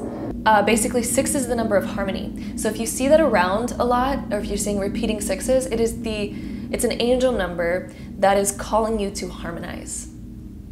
It is calling you to harmonize and balance. And we do that through healing, especially around family. The next card that we have is True Love. Where does true love stem from? It stems from unconditional areas. I'm also hearing that the healing that you're going through in February, the things that February will be highlighting for you to let go of and to heal, is really the fact that we have true love and soulmate. This is allowing you to get closer with your partner. This is allowing you to free up love within your family life. And this is allowing you to call in your soulmate if you are single, or to get closer with your partner if you're in a relationship. We also have the card of Worth Waiting For, and that's our last card of our oracle deck here that came out for you. It is worth, what I'm hearing from this card, it's not necessarily worth waiting for, it's worth going through. It's worth, yeah, I got goosebumps from that. It's worth diving into. Even though healing old things can take a lot of work and it can feel kind of like, because we have to bring up old stuff and actually face it, right? It's worth it. It is worth it. Literally worth it. It is worth going through that. The outcome of healing is so worth the what it takes, the work to do the healing. And the month of February will be that for you. And again, your symbols are the butterfly and the number 6. So pay attention to those and become that butterfly, allow that butterfly, call in those angels, Archangel Michael and Gabriel, to be by your side if you want some extra guidance and support from more angel energy. And that is basically what we have for you, my beautiful Cancers. I'm sending you so much love. Be sure to check out your other sun, moon, and rising sign to get the most all-encompassing and accurate horoscope for you for the month of February. And I'll see you in my next video. Bye! Hello, my beautiful Leos, and welcome to your part of the zodiac sign prediction for the month of February. So on February 4th, right in the beginning of February, we have our first kind of more major transit of the month, and this is Venus square Mars. Venus is in the sign of Pisces, Mars is in the sign of Gemini, and these two planets, when they're squaring with each other, can cause a little bit of friction, but this friction actually has a benefit to it. So we're going to talk about all those different aspects and how it's particularly affecting you. So since Venus is in your 8th house, Venus is love, beauty, and money, and it can kind of reflect a little bit about how we're emotionally feeling. When it's in the 8th house, you may be going through a very deep transformation within your emotions or within your finances or within your love or relationships kind of area. You may even be wanting to transform yourself. There may be a new you that's kind of emerging, since this planet also does deal with beauty. So we may want to transform in some way, shape, or form to kind of better reflect who we are and what we're feeling on the inside. And again, this could also be affecting your relationships and your finances. But this is squaring Mars. Mars is the planet of action, and Mars is in the 11th house for you, squaring this planet of Venus. And when these two square, it can kind of make action on these things a little bit difficult. It's showing us where we're currently held back and the things in our life that we may need to shift and pay attention to in order to kind of reach what we're desiring. So this could be the external world. Maybe the external world sees us in a certain way, or maybe we fear the opinions of other people with the transformations that we want to make in our life and with the area and direction that we want to go in. And this can cause a little bit of that friction sort of feeling. We may just feel like it's hard to take action within the transformations that we're wanting to create in our life, whether that be financially, within love, or within our self-image. So this is an area where you may be feeling a little bit of that tension at first, but the blessing within this is that it is showing you what you may need to pay attention to. So do we have fears based on what other people think of us or what they're going to say, you know, about us and our feelings. So we may have to find that balance where we think about, okay, do these people have any validity to their opinions? And if so, maybe we need to incorporate that. Or are we just fearing what other people may think to the detriment of being our authentic self, right? So we may need to look at this, find this balance so that we can continue to move forward. So are there certain beliefs or fears that we have that are holding us back from being our true self or from going after what we truly desire? This can also bring up areas of our life where we have shared assets and maybe we find it hard to make certain decisions in our life or take certain action because maybe we have shared assets. Maybe we have a partner that would get affected by our decisions that we make. So you may be wanting to go off and do something, but maybe we have a partner that's like, okay, but that affects me too. We need to make this decision together. We may be noticing a little bit of friction there. And the key to this is that this is all about finding balance. This is about finding ways in which we can harmonize the people in our life with our own life as well. How can we harmonize this? How can we make it fair and balanced? Because both the 8th house and the 11th house deal with other people in our life. So what is the things that we need to pay attention to in order to create more balance with other people and in order to also fulfill our deepest desires as well? How can we balance these two things in order to make a fair and equal outcome? The next transit that we have is on the 5th of February, and this is when we have our full moon in Leo, which is happening in your first house. The full moons are all about ending cycles, chapters, and phases of our life, and being in your first house, this is ending an old chapter of you. So there's an old aspect of you that you may be shedding at this time or letting go of. And this is allowing you to blossom a new, there's a new bloom coming for you.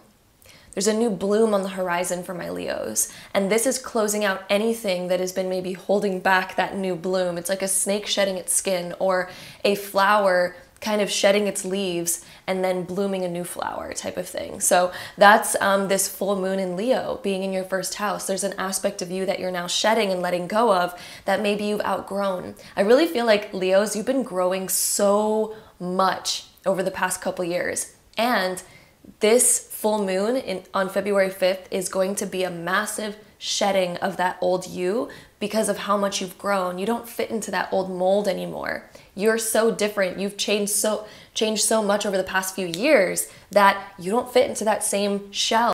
It's time to find a new shell, right? You're like the hermit crab going off to find a new shell. The full moon is almost like the hermit crab leaving the old shell. And then, you know, it's kind of like without a shell for a while until it finds a new one. So this is that phase for you happening on February 5th. And you're going to be able to kind of curate and create something brand new for yourself that's going to fit you so much better. So what is that new mold of you? Then on the 11th of the month, we have Mercury moving into the sign of Aquarius, which is going to be in your 7th house. Mercury is the planet of plans and details and figuring things out. It's also our mind, our communication. It could be the small menial things that we have to do during our day. Being in your 7th house, though, this is the house of love, partnerships, deeper friendships, and sometimes also the public as well. So Mercury being in here, we may just be communicating a lot. There may be things that we're wanting to share. We may be feeling like we want to balance different aspects of our life and maybe talk more about relationships. You might also notice that around this time, people might be talking more about relationships. We might be learning more about how to have equal and fair relationships. This could be a time of diving into learning about that. This could be a time of diving into deeper talks with our partner, thinking outside of the box, especially since this is in the sign of Aquarius. So how can we think about outside of the box? How can we expand our relationships and our love in order to create fair and equal and balanced partnerships in our life? And even if you're currently single, this could also just be a transit that's happening so that we're learning, okay, in the future, how do I want to navigate certain things? Maybe this is a time of reflection also on our past in order to learn from it so that we can create better outcomes in the future. Then on the 15th of the month, we have Venus conjunct Neptune, both in the sign of Pisces, which is affecting your 8th house. So there's both of these planets in the 8th house that will be conjuncting. These two planets are some of my favorite planets when they are conjunct, because Venus, the planet of love, beauty, and money, is now going to be conjunct Neptune, which is the planet of this dreamy fantasy, like mysterious, exciting kind of time. So this can create a lot more beauty in our life. And I feel like, my Leos, you're going through some sort of transformation this month, especially around your self-image, because being in the 8th house with these two planets, you may be kind of thinking about how you want to shift, how you want to show up in the world, and you might maybe changing your self-image. Your style may be changing, or it could be something like, I want to change my hair, like whatever the case may be. There's something about you that's desiring to change. I feel like you're going to be putting more effort into yourself in order to exude more beauty, more harmony, to kind of step into this new image of you that you are actually really inspired about and excited about. So that conjunction happening mid-February is going to invite in more of that energy to be exuded from you.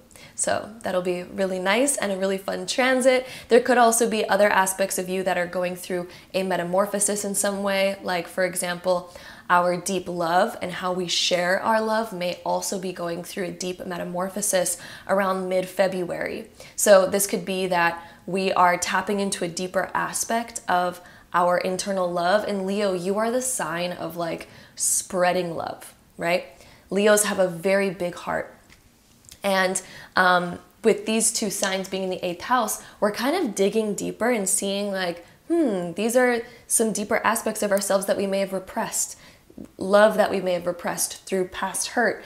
That is now going through a time of wanting to be healed in order for us to begin to express more, to open up more. So that transit is also creating a little bit of a healing energy for my Leos as well, in order to open up and expand more, especially if there's been parts of ourselves that we've closed off. This is a time of expanding, healing, breaking down some of those old walls, and then stepping into a new self-image as well.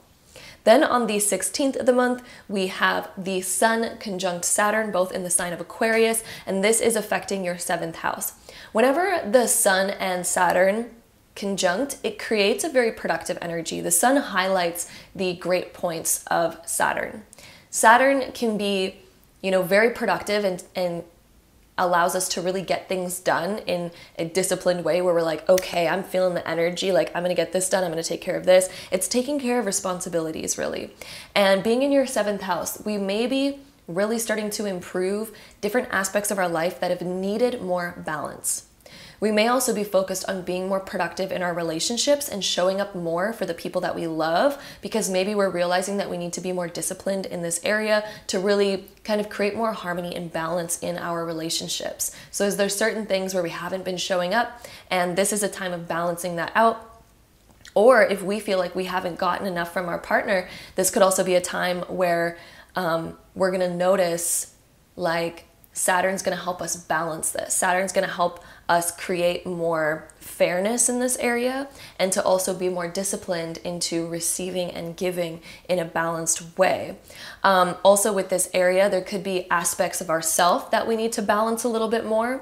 So we may need to balance ourself versus other people. We may need to balance a little bit more of different aspects of our own life. So are we giving ourselves enough time versus the responsibilities that we have versus everything else? Like, is there distractions in our life that have been holding us back? And if so, this transit's going to really help us minimize distractions and to also sort out our life in a new way to create more harmony and balance with ourselves and the other people in our life as well. So that transit's going to be very productive and offer a lot of great productive energy. Then on the 18th of the month, we have the Sun moving into the sign of Pisces, and it's going to be there, of course, for an entire month.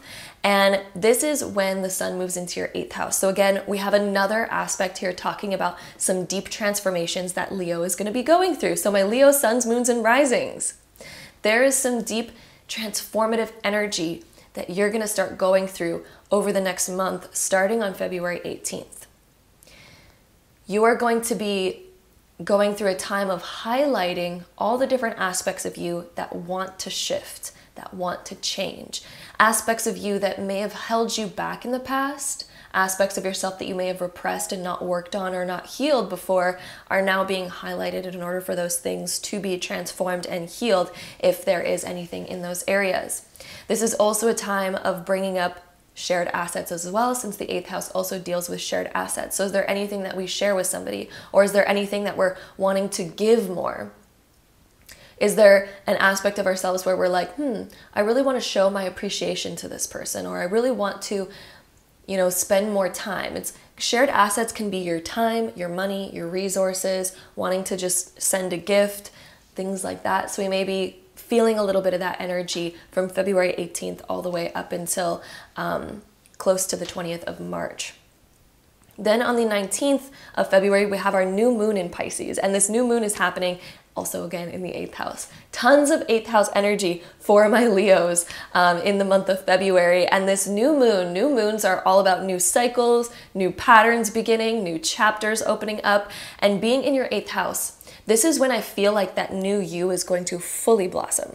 So the new you that you're kind of working on through the month of February is now going to fully like bud open. Like, for example, throughout the month of February, you're like a new flower bud that really wants to push its way through. Then on this new moon, that's when it finally starts cracking open. And the new moon again happens on the 19th. So this is where you are now going to begin blossoming, and this new you that you've been working on and transforming and figuring out the proper balance of, it's like you're alchemizing a new you through the month of February, and then all of a sudden that gets to blossom out by the 19th. So that's going to be a really great time for my Leos in opening up that new you and beginning to emerge. Like, that's the word that I would use for you for the energy of the end of February, is the emergence. Then on the 22nd, we have our last major transit of the month of February, and that is going to be Mercury trine Mars. Mercury is in Aquarius, Mars is in Gemini, and this is affecting your 7th and 11th house. Both of these planets, when they're in trine with each other, create a very harmonious and strong energy. Mercury is again about kind of plans, communication, little things that we have to do, learning, things like that, anything that deals with the mental states. And this is trining Mars, which is the planet of action and passion and drive and motivation. And so when these two are in this beautiful trine, which is sitting in your 7th and 11th house, this is a time of making plans and taking action on them. So there could be big plans, especially possibly within your relationships, since Mercury is transiting your 7th house. This could be big plans within your relationships if you are in a relationship, or this could be plans with friends, for example, as well.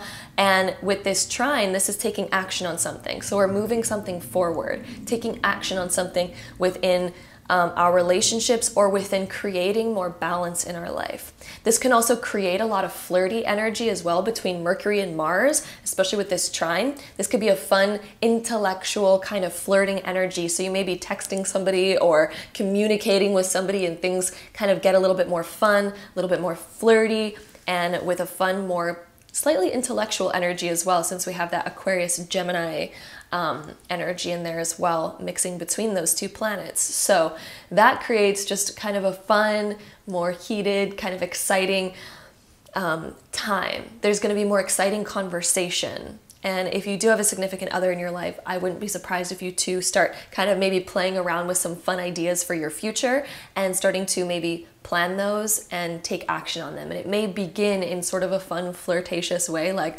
ooh, wouldn't that be fun? Yes, it would. What if we actually did that? Ooh, okay, maybe let's do that. So that kind of energy, you know, it's like fun, flirty, but may actually be something that action happens from. So that's going to be really exciting for my Leos for February of 2023. That is what we have for your month ahead. And if you want to know about your love life, especially since we have so much 7th house energy for you, if you want to know about your love life, we're going to be taking out the tarot and the oracle to talk about your love life. All right, so my Leos, suns, moons, and risings, let's see what we have for you. So we have the 9 of Wands being reversed with the 10 of Pentacles being reversed here. So your love life for the month of February, there's an energy here that's focused on what are the aspects that you want to last? What aspects of your love life do you want to be long-term versus what aspects of your love life do you want to maybe let go of or be short-term? Because the 10 of Pentacles talks about long-term happiness, but it's reversed here. So what are certain maybe behaviors or other things that maybe we just need to shed and let go of in order to create that long-term happiness, rather than focusing on short-term pleasures, which short-term pleasures have their time and place. 100% they do. They offer us more fun and excitement in the present moment. But one thing that Spirit is really calling for my Leos to focus on, which may be why we have so many aspects talking about your balance in relationships through the month of February, is Spirit really wants you to focus on both the short-term happiness, we're not trying to get rid of that, but also the long-term happiness. What are different things that you can work towards in your love life that are going to create long-term happiness? And even if you're single right now, even if you're single, what are certain things that can help us create long-term love with ourselves and our friendships? And as we learn that lesson, that'll help affect our intimate relationships in the future. So even if you're single, this is something you can still work on with yourself and with your close friendships or other close relationships that you have in your life. How can we focus on, of course, those short-term immediate pleasures in life as long as they are healthy? But how can we also balance that with having long-term goals that create long-term fulfillment? Because Spirit is really focusing on your long-term fulfillment right now. So is there certain goals in our future that we could plan out and maybe not rush towards? We don't need to rush towards these outcomes, but maybe we can really work on them in order to create long-term fulfillment. And even if you don't know what those are right now, just put out the intention that you're going to focus on finding things that will create more long-term fulfillment for you within your love life. This 9 of Wands also being reversed. What are aspects of you that desire to open up, that desire to be healed? This is a time of letting go of old scars. This is also a month of being vulnerable and opening up, but letting go, not holding on to it. In order to let go, we do need to open up about what it is that, we've been hurt by or other things like that. And we can even do this on our own, right? We can open up about it and be like, let me sit with that feeling. Let me sit with those old wounds that may still be present, even if we don't think about them often. So we bring them up, we feel them, and we say, that doesn't need to happen in my future anymore. What are aspects of myself that I could change to make sure that those don't happen? And this would include creating boundaries. Boundaries with yourself and boundaries with other people. So the way that we heal old scars to help us feel more protected, to let go of feeling so vulnerable and scared in our love life, the way that we can heal that is through sitting with that emotion, asking, what actions can I do? What boundaries can I make with myself and others that are going to make me feel protected and okay moving forward and being open in my love life? So maybe that would include creating boundaries of, these are my limits, and I just want to let you know that this is where I stand. But it's about not putting up walls. Boundaries are different than putting up walls. I want to make that clear. And then what are boundaries you can have with yourself? So this could be boundaries of being like, I don't tolerate this certain thing and I'm no longer going to do that. Or maybe we need to put boundaries on our own behaviors and say, I'm not going to communicate when I feel super angry. I'm going to sit with that emotion first and then approach the conversation. Or, instead of reacting in the same ways that I always have, I'm going to have a boundary to where I really think through my actions before I take them. So things like that. That could be boundaries with yourself. Again, making healthy boundaries with other people. And the major term here is creating healthy boundaries in order for you to feel safe and in order for you to create long-term happiness. Think about, the actions that we take affect us long-term. So if we can create healthy boundaries and we follow them and honor them, it'll help us create more balance moving forward in our love life. So we're also going to take some oracle cards here to get some more info. So February, it looks like you're healing these aspects, thinking about what those long-term things are for you that'll create more lasting long-term fulfillment in your love life, and healing different things that will help you create that perfect road for you, right? Because boundary lines help us stay on that right path. That's what a boundary line creates. It helps us stay on the right path that we actually want to stay on. So visualize, what would be the perfect path for me? What would I want my path to be? And then think about what boundaries would you need to create in order to stay on that path. So that is what Spirit wants you to know for the month of February. Let's get any last oracle cards on this reading for my Leos for February. Leos, suns, moons, and risings. We have the religious factors card coming up. This can talk about beliefs, not necessarily always just religion. This card can also talk about just beliefs that we have around love. Do we believe that it's hard for us to find love? Do we believe that our partner will always just want to leave us eventually? Do we have certain fears or certain beliefs that may perpetuate that outcome to happen? Because whenever we have a very strong way of thinking or a very strong fear or belief, it'll cause us to act in certain ways that allow that fear or that belief to emerge in our communication and in our action. And when it does so, we get the repercussions of that. Other people feel that from us, and it can actually cause that certain thing to happen. So if we can heal those fears and those beliefs by creating healthy boundaries within ourselves and within others. Healthy boundaries, not restrictive boundaries, not walls, but healthy boundaries and a sense of trust. It'll help us stay on that path that we're wanting to stay on. We also have let your friends help you. So another thing that may be really beneficial during the month of February for my Leos is talking to people that you trust about what you're going through. We also have the card of keep an open mind. Keep an open mind, because the answers that you're going to find, especially within your friend group or within things that you're hearing from other people, things that you may observe within other people, keep an open mind. Keep an open mind to what you may learn, because I feel like there's going to be times of learning more about yourself and your love life within the month of February that are going to really heal you and really help you create long-term happiness. All of this is good. So I don't want you to listen to this being like, oh, am I going to be just going through a bunch of lessons in February? No, all of these things that are kind of happening and accumulating are helping you create long-term happiness and long-term fulfillment and a sense of security. There's tons of security and happiness and long-term fulfillment within this card. This is what you're going after and creating by focusing on healing, setting these healthy boundaries within yourself and others. Okay? And that's going to help you feel the ability to open up and then go on the long road to create that long-term happiness and fulfillment. So that is what we have here for my Leos, suns, moons, and risings for your love life. I hope you enjoyed it. Be sure to check out your other sun, moon, and rising sign to get the most all-encompassing and accurate horoscope for you for the month of February, and I will see you there. Bye! So my lovely Virgos, welcome to your part of the zodiac sign prediction for February. This is for my Virgos, suns, moons, and risings. So let's get into your month of February.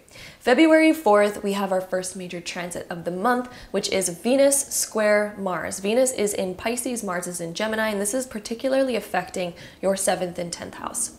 Venus is the planet of love, beauty, and money, and it can talk about our more emotional world. It's that feminine sort of sign, and it is squaring Mars, which is the masculine, action-taking, driven, motivated, passionate planet. And this square is happening in your 7th and 10th house. So this is talking about where you sit with other people in your life, and it may be causing a little bit of friction to where you actually desire to go, which is what that 10th house energy is. So even though that these two planets, when they're squaring each other, can create a little bit of friction, there's actually a positive sort of lesson that it's teaching you, because sometimes we need friction to smooth out a certain surface, right? So this is helping you smooth out something in your life right now. So there's a positive aspect to this, but the friction that we have, our emotions may be very connected to certain people in our life, or maybe very connected to a certain balance that we currently have. So the 7th house talks about that balance or other people in our life. So this could be affecting you in either of those areas, and your emotions may really enjoy the comfort of the current balance that you have in your life. Or your emotions may be clinging on to something in your past that had that balance, and you may be trying to get that back. Or there's other people in your life that you may really feel like pleasing. You may really want to please these people, but when it comes to Mars being in your 10th house, Mars wants you to take action and is calling you to take action on career goals or bigger dreams and goals in your life. But somehow Venus is making us feel imbalanced. And again, Venus is the planet of love, beauty, and money. So we may feel imbalanced in our money. We may be wanting a stronger sense of security in our money before we take action on our bigger goals in our life. We may be feeling that friction. We may be like, it's not perfectly balanced yet for me to take action. And that may be causing this friction in our life right now. Or we may have an issue of self-worth. We may not see ourselves as worthy enough because again, Venus is the planet of love, beauty, and money. So we may have a self-image of ourselves like, I'm not worthy of that. I can't go after that. And that might be causing this imbalance or this friction as well, where Mars is really trying to pull us. We feel this pull towards going after a new dream, going after a bigger goal, taking action on something, reaching an achievement of some kind. And again, we feel that friction. What this friction is trying to tell you is to heal this Venus area being in your 7th house, to heal the emotions of love, beauty, and money in your life. So the people that we love, are we fearing displeasing them? Are we fearing that we're not good enough or worthy? Or are we feeling, again, like our finances need to be more stable before we do something? This transit is helping you see what it is that you need to do in order to reach your goals. So maybe do we need to create more balance where we focus equally on ourselves as well as these other people? And in doing so, do we maybe have a realization like, I should do this just because I want to, because I deserve to go after what I want as well, right? Or do we need to create more balance and look at positive compromises that we can make that are actually healthy, that allow us to still explore what it is that we desire? Or are we needing to figure out different financial plans in order to go after what we desire? This is helping us highlight. And this transit, even though it may feel very frictiony at first, I want to promise you something. Through this transit, this is helping smooth out that surface so that you can glide to where you want to go. So even though it may feel like friction at the time, this is helping smooth out and sand out that surface so that you can glide into the new realm of where you do want to go. So that's the positive side of this transit.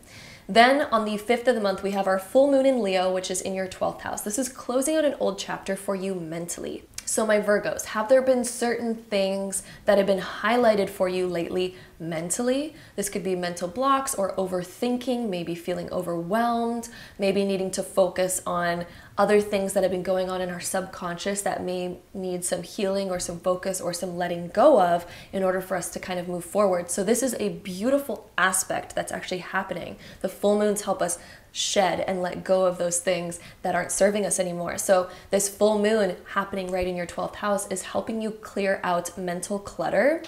If you've been feeling like overwhelmed lately to the point where it's been hard to think clearly, or if we've been having like memory or cognitive sort of, dissonance in our mind, this full moon is helping us shed those things. It's helping us let go of that. So as you approach this full moon, I would highly suggest setting the intention that you're going to declutter your mind, let go of things that are no longer serving you, and allow yourself to have a reset and a refresh in this area, because that's going to really help you move forward through the rest of the month. And this transit's going to really help you clear all of that clutter.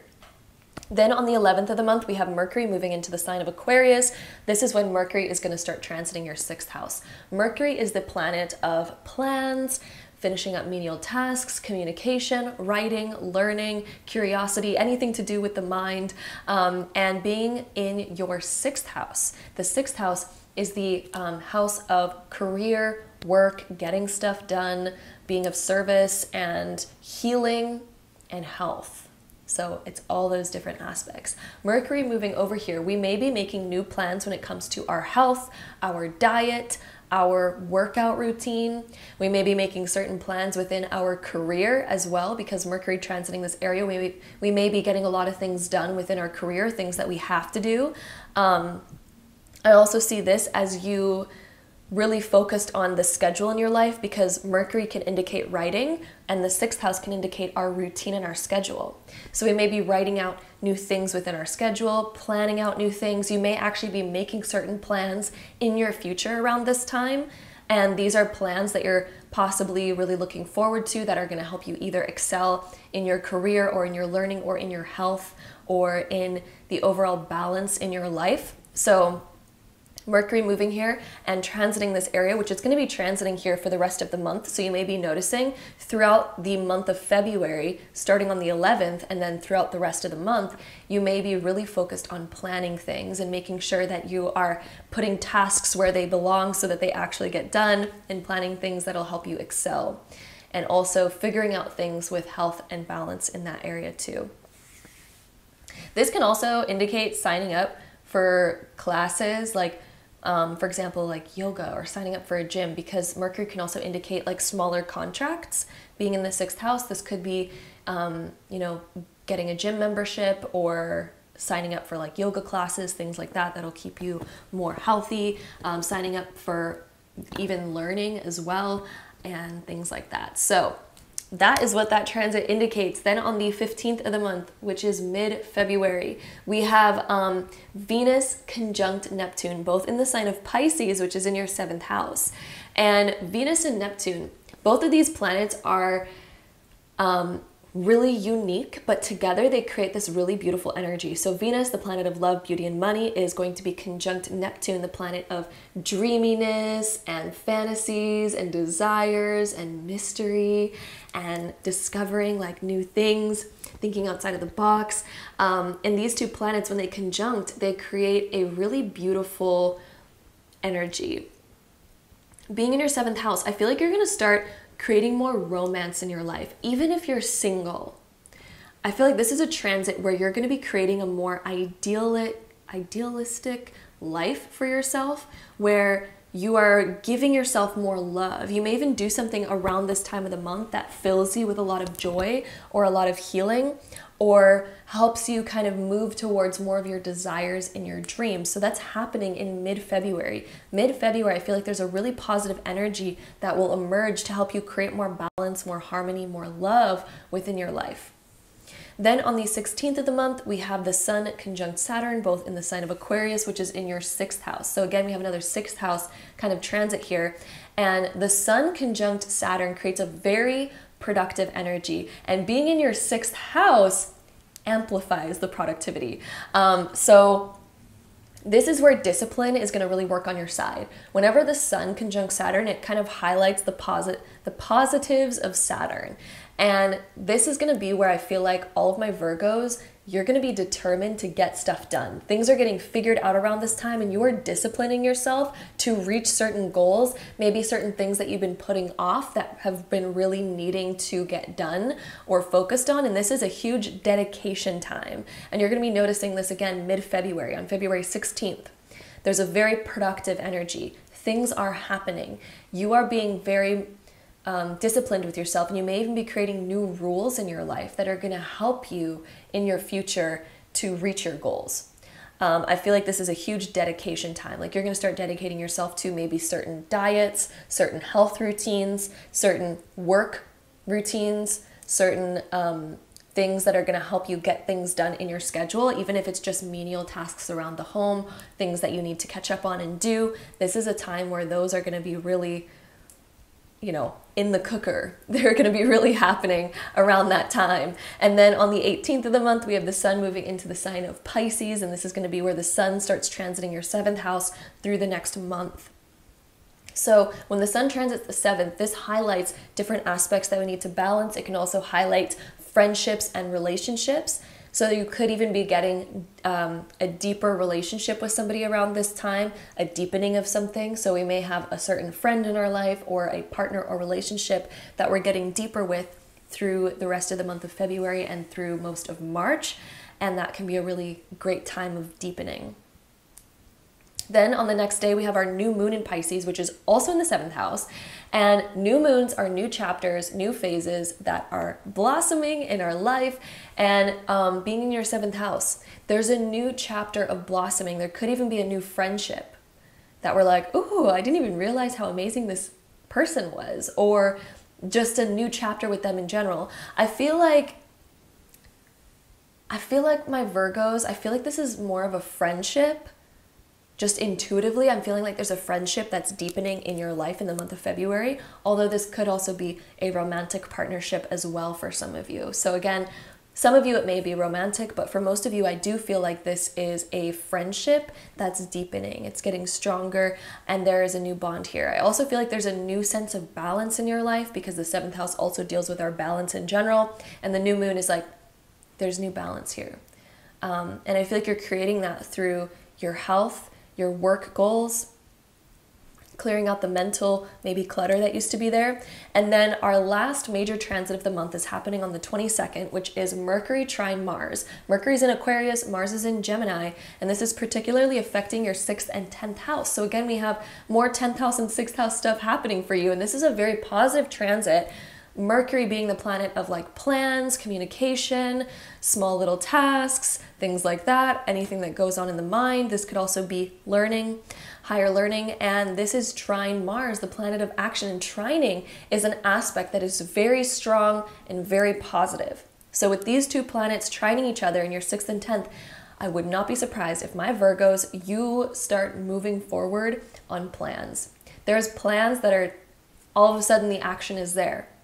I feel like for a lot of you, since this deals with the 6th house again, this is about your health, your career, the things that you need to do, your schedule, your routine, the goals that you've been really wanting to dedicate to that may require some harder work.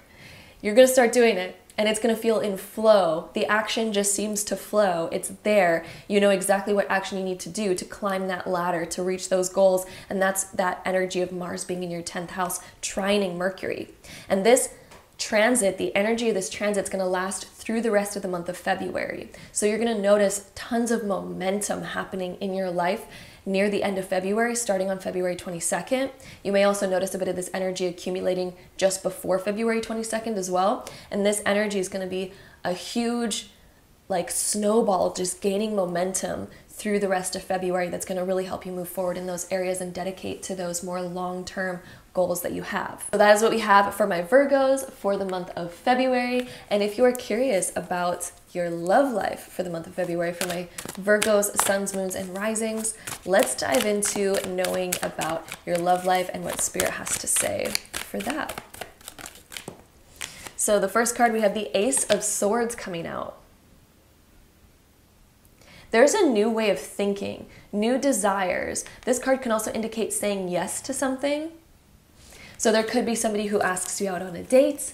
There could be somebody who invokes an important question in the month of February that requires saying yes to, or not requires, it's obviously your choice. But in the Ace of Swords, the Ace of Swords upright indicates a yes. We also may be approaching somebody and being like, do you want to go on a date? Do you want to, do this? What do you, and this indicates a yes. This could also indicate just plans for yourself. And even if you're single right now, this could also just indicate that we're saying yes to ourselves and we're feeling mentally a lot better. The Ace of Swords indicates mental clarity. And it's interesting, we had another transit earlier on in the month, the full moon in Leo, that indicates mental clarity as well.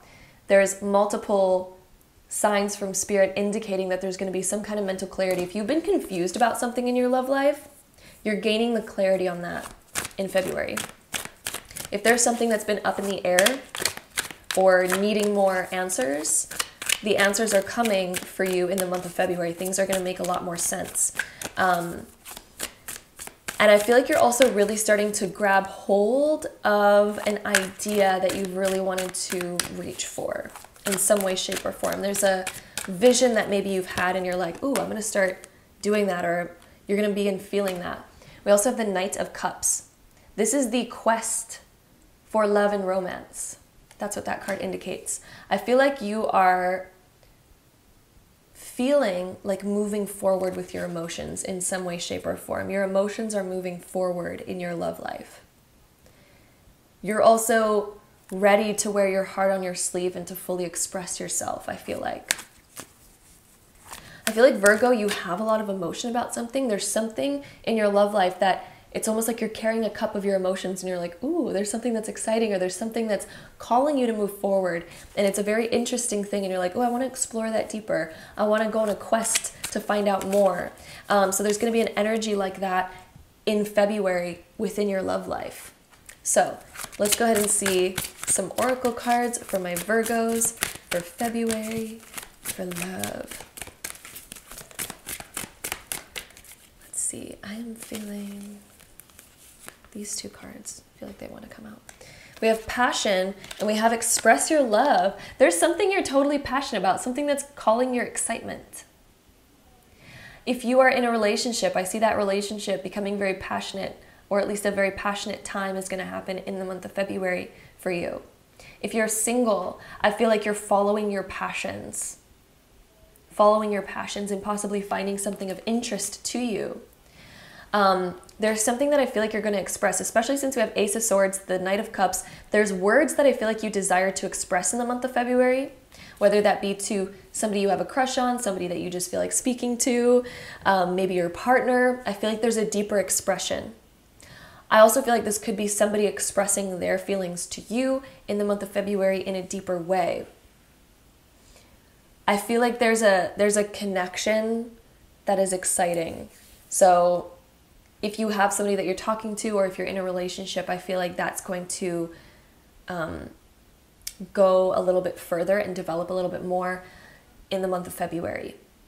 So that is what we have there for my Virgos, suns, moons, and risings for your love life. I hope you enjoyed this reading. Be sure to check out your other sun, moon, and rising sign to get the most all-encompassing and accurate horoscope for you for the month of February. I'm sending you so much love, and I'll see you in my next one. Bye. Welcome, my Libras, to your February 2023 zodiac sign prediction. This is for my Libras, suns, moons, and risings. So welcome. On February 4th, we have our first major transit of the month, and we have Venus square Mars. Venus is in the sign of Pisces, Mars is in the sign of Gemini, and this is sitting in your 6th and 9th house. Whenever we have this square between Venus and Mars, it can create a little bit of friction in this area, but this friction actually has a very positive outcome. So being in your 6th and 9th house, Venus is the planet of love, beauty, and money. And so we may be feeling some friction within either our love or within our self-image or within our money. And this being in your 6th house, this is your 6th house of work and health. So where might we be feeling like we're not honoring our finances maybe properly, or where we may not be honoring our health properly? This is where we're going to be noticing that friction. Mars is in the 9th house. Mars is the planet of action. It wants us to drive, forward in some area, and being in your 9th house, Mars is really calling us to expand.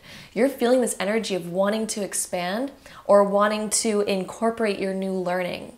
So I feel like Libras, if you've been learning new things or studying things or discovering things about health or about your work or about your finances, I feel like Mars is calling you to expand and take action in that area. Mars really wants you to take that action and go there and make it happen and expand yourself beyond what your current reality may be. But again, Venus here, being in your 6th house in this square towards Mars, is showing us where we might have a little bit of that friction.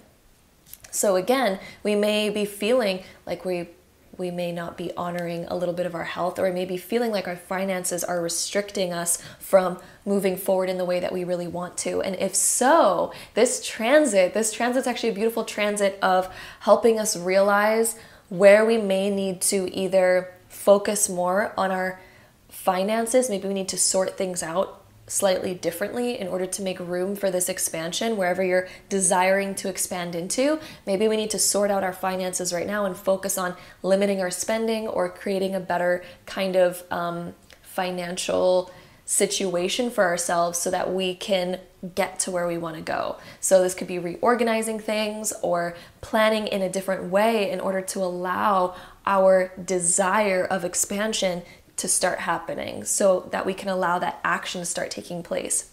If this deals with your health or your self-image in a certain way, Mars is really calling us to take action in this area and not hold it off any longer. How can we begin learning, taking action, absorbing new information, and diving into incorporating what we've learned into our life so that we can continue to benefit ourselves? So this friction is actually very positive. You could imagine it like sandpaper on another surface. It's there to help smooth it out.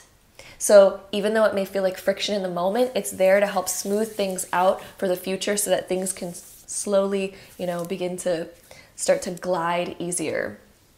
So that transit's actually going to offer a beautiful energy, so look forward to it. Even if it does feel a little bit frictiony in the beginning, it's there to serve a higher and greater purpose. Then on the 5th of the month, we have our full moon in Leo, which is happening in your 11th house. The full moons are closing out old chapters, and being in the 11th house, this is closing out an old chapter with either certain people in your life, certain friendships, an old chapter of our philosophy or our way of being. There may have been certain aspects of yourself that you're ready to close off, or certain people that you're ready to close out of your life, or a different way of interacting with people that you're like, I'm done with that. Either you're done people pleasing, you're done seeing people that don't offer you the energy that you're actually looking for, and you're here to make more room in your life, to welcome in the people that you want in your life, to welcome in the positive energy into your life. Then on the 11th of the month, we have Mercury moving into the sign of Aquarius, and this is going to be where it begins transiting your 5th house, and this is going to be here through the rest of February. When Mercury transits the 5th, it kind of brings about new hobbies and new interests for us. So get ready to get excited about something new. The 5th house is the house of play, the house of fun, the house of passions and excitement and enjoyment. And with Mercury here, we're planning more fun things. I feel like during mid-February and through the rest of February, you may be more focused on how can I plan more excitement, more fun into my life and incorporate that on a daily basis. I also feel like your mindset is going to get more fun and playful around this time as well, because Mercury just makes our mind more playful when it's transiting the 5th house. Being in the sign of Aquarius, you may be thinking outside of the box, getting new ideas of how you can be fun and playful in our everyday world. So that's going to be a really fun time for Libras through the rest of February. Then on the 15th, we have Venus conjunct Neptune, both in the sign of Pisces, which is in your 6th house. Both of these planets, when they conjunct, they create a really beautiful energy. I feel like this is going to be a time where you're really working on your self-image with yourself. Being in the 6th house, this is the house of work, of health, of routine, and being with the planet of Venus, I feel like you're investing into yourself, investing into your routine, investing into your health in some way, shape, or form. You may also be investing in your beauty in some way. So this could be a time where we're like, oh, I want to buy myself something new that's going to enhance me in some way, shape, or form. Not that we need material things to enhance us at all, but Venus can just indicate those types of things, especially when it's in the 6th house of more physical aspects. So with this transit, this could also indicate that we are carving new pathways of making more success for ourselves. So there may be new ideas that you're gaining about how to gain more success, and this could be implementing mid-February. Then on the 16th of the month, we have the Sun conjunct Saturn, and this is a really positive transit because the Sun highlights the positive aspects of Saturn. This is all happening in your 5th house in the sign of Aquarius. So this creates a very productive energy. Saturn is the planet of discipline, of being productive, of holding ourselves accountable, taking care of responsibilities, all that kind of jazz. And the Sun being here conjunct it in the 5th house is creating an energy where we're really taking action and being productive while also having fun. I feel like you're also figuring out how to have fun while being productive. I feel like you're making your responsibilities more fun. And Libra, you're really good at that, especially since Aquarius rules your 5th house. You're really good at thinking outside of the box on things and making even the most mundane or average of things more fun. That's like Libra's kind of positive aspect there. Libras all kind of have that that sense within them to know how to make things more fun. And with the Sun conjunct Saturn here, we're learning how to make our responsibilities more fun. And there may be certain things where we're balancing out more equally the time that we spend having fun versus the time that we spend taking care of things. I feel like you're learning how to better balance those things in order to have a more exciting time. I also feel like there's hobbies that you really want to do, things that seem fun to you that maybe you've been putting off. And with the Sun conjunct Saturn here, Saturn is the planet of discipline. It's disciplining ourselves like, okay, you said you wanted to do this, so let's do it. Let's be productive and let's do it. Let's put the time and effort into this. So that's another thing that I see happening for you. Then on the 18th of the month, we have the Sun moving into the sign of Pisces, which is going to be here, of course, for an entire month. And the Sun is going to be moving through your 6th house. So again, another 6th house aspect highlighting your health, your work, your service to other people, and your schedule and routine. So with the new, or we also have a new moon coming there, but that's the next day. With the Sun transiting this area, it's highlighting all of those aspects for you so that we are improving them. I feel like that's going to be a major focus for you starting on February 18th and then through the rest of the entire next about 28 days. And that's going to be a major highlight for you. And on the very next day, on the 19th of February, we have the new moon in Pisces, which is also, of course, in your 6th house.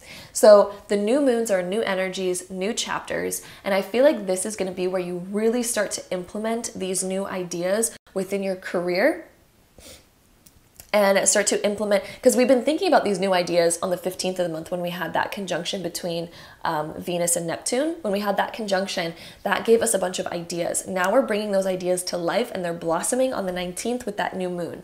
So there's going to be new career action that you're taking. There's going to be new action upon your health and your well-being and your internal balance and what you do for other people and your whole schedule and routine. All of those things are getting kind of a new chapter blossoming on the 19th of the month. And this energy is going to carry with you until all the way till the beginning of March. It's going to be shifting you. Then on the 22nd, we have our last major transit of the month, which is Mercury trine Mars. Mercury's in Aquarius, Mars is in Gemini, and this is affecting your 5th and 9th house. Mercury is the planet of like plans. It's the planet of our schedule. It's the planet of communication, the mind, learning, and small little things within our life. And while it's making this trine over to Mars, Mars is the planet of action. And being in your 5th and 9th house, I feel like you're taking action, but in a more fun way. There's like a fun aspect coming out here that you're moving and taking action on. Whereas in the beginning of the month, we may have had a little bit of that friction. There's shifts that are happening through the rest of February that are gonna really help you move forward and take these plans to a new level. All of a sudden, the plug is coming out and you're finally in flow. Things are able to flow. Dreams and ideas that you've had are able to flow, and I feel like you're going to be expanding yourself. There's an expansion that's coming for you, especially with Mars transiting your 9th house. There's expansion here. We're taking action in ways that are going to help us expand, and even if you may not be noticing it through the month of February, this is going to be something that whatever you're doing during the month of February is helping you set the stage for a huge expansion in your future. And I feel like this expansion is going to be taking place over the next 2 years for you. And this expansion is going to completely shift you in your life. You're going to be living a life that is much more fun and exciting, especially 2 years from now. And the action that you're taking right now is setting the stage for that to begin taking place and happening. So that is what we have for my Libras, suns, moons, and risings. For the month of February of 2023. If you're now curious about your love life for February, then let's go ahead and hop into your love life. Libras. We have the 7 of Cups being reversed as our first card. And then we're also going to pull out a second card, but this one, the message that I get from this right away is a message of deciding what it is that you really truly want in your life. I feel like beforehand, there used to be a lot of fears around choosing something or committing to something. And I'm hearing that there's a deeper commitment happening in the month of February for my Libras in your love life. There's a deeper commitment, and there's this more kind of sure energy about what it is that you desire. If you've been experiencing some like confusing, questioning sort of feelings over the last few years in your love life, I feel like the month of February is kind of opening up a new chapter where you really kind of know what you want, and you're able to see clearer about what you want to choose rather than being in a fog. When this card is upright, it can kind of indicate that we're in a little bit of a fog and we don't know what to choose. When it's reversed, it can indicate that we finally know what it is that we want, and that fog goes away and we're making a choice. Ooh, we also have the 10 of Pentacles coming up for you. This is a card of long-term fulfillment and long-term happiness. There's decisions that you're making in the month of February that are long-term. I feel like this is the energy of commitment. You're committing to something, either to an action, to a person, to a promise, or something like this that is going to really benefit you in the long term. This is something that's going to bring you lasting fulfillment, lasting happiness in your life. This is an exciting time. There's something that's really positive here that's going to transform your life in a very positive way, and not just for a short term. This is really like a long-term thing here. I feel like you're moving towards a deepness and a committed life that's going to transform your future for the better. This is something that's quite positive. And it's been something that maybe you've been thinking about for a while, and it's taking place. It's like a promise or something like this, or a commitment that you're either making to yourself or to someone else. And it's going to highly, highly benefit you. Let's see what else we get. We have this could be the one. I feel like you're getting more clarity on what you want. And I feel like the people in your life, you have better people in your life than you've had in the past, and I feel like you're like, I think I know what's for me now. I have a clear idea of what is for me and what is not for me, and I feel like you're just so ready to go in the direction of what it is that you want, whether that just be promises to yourself or promises to others. We also have finances and career coming up for your love life as well. So somehow, sorry, I'm just gonna hold this in a better way. Finances and career. I feel like there's something, this is talking about investing. This is giving me the word of investing. Investing your time or your resources into a certain thing. You're investing time and resources into something that's gonna really benefit you in the long term in your love life.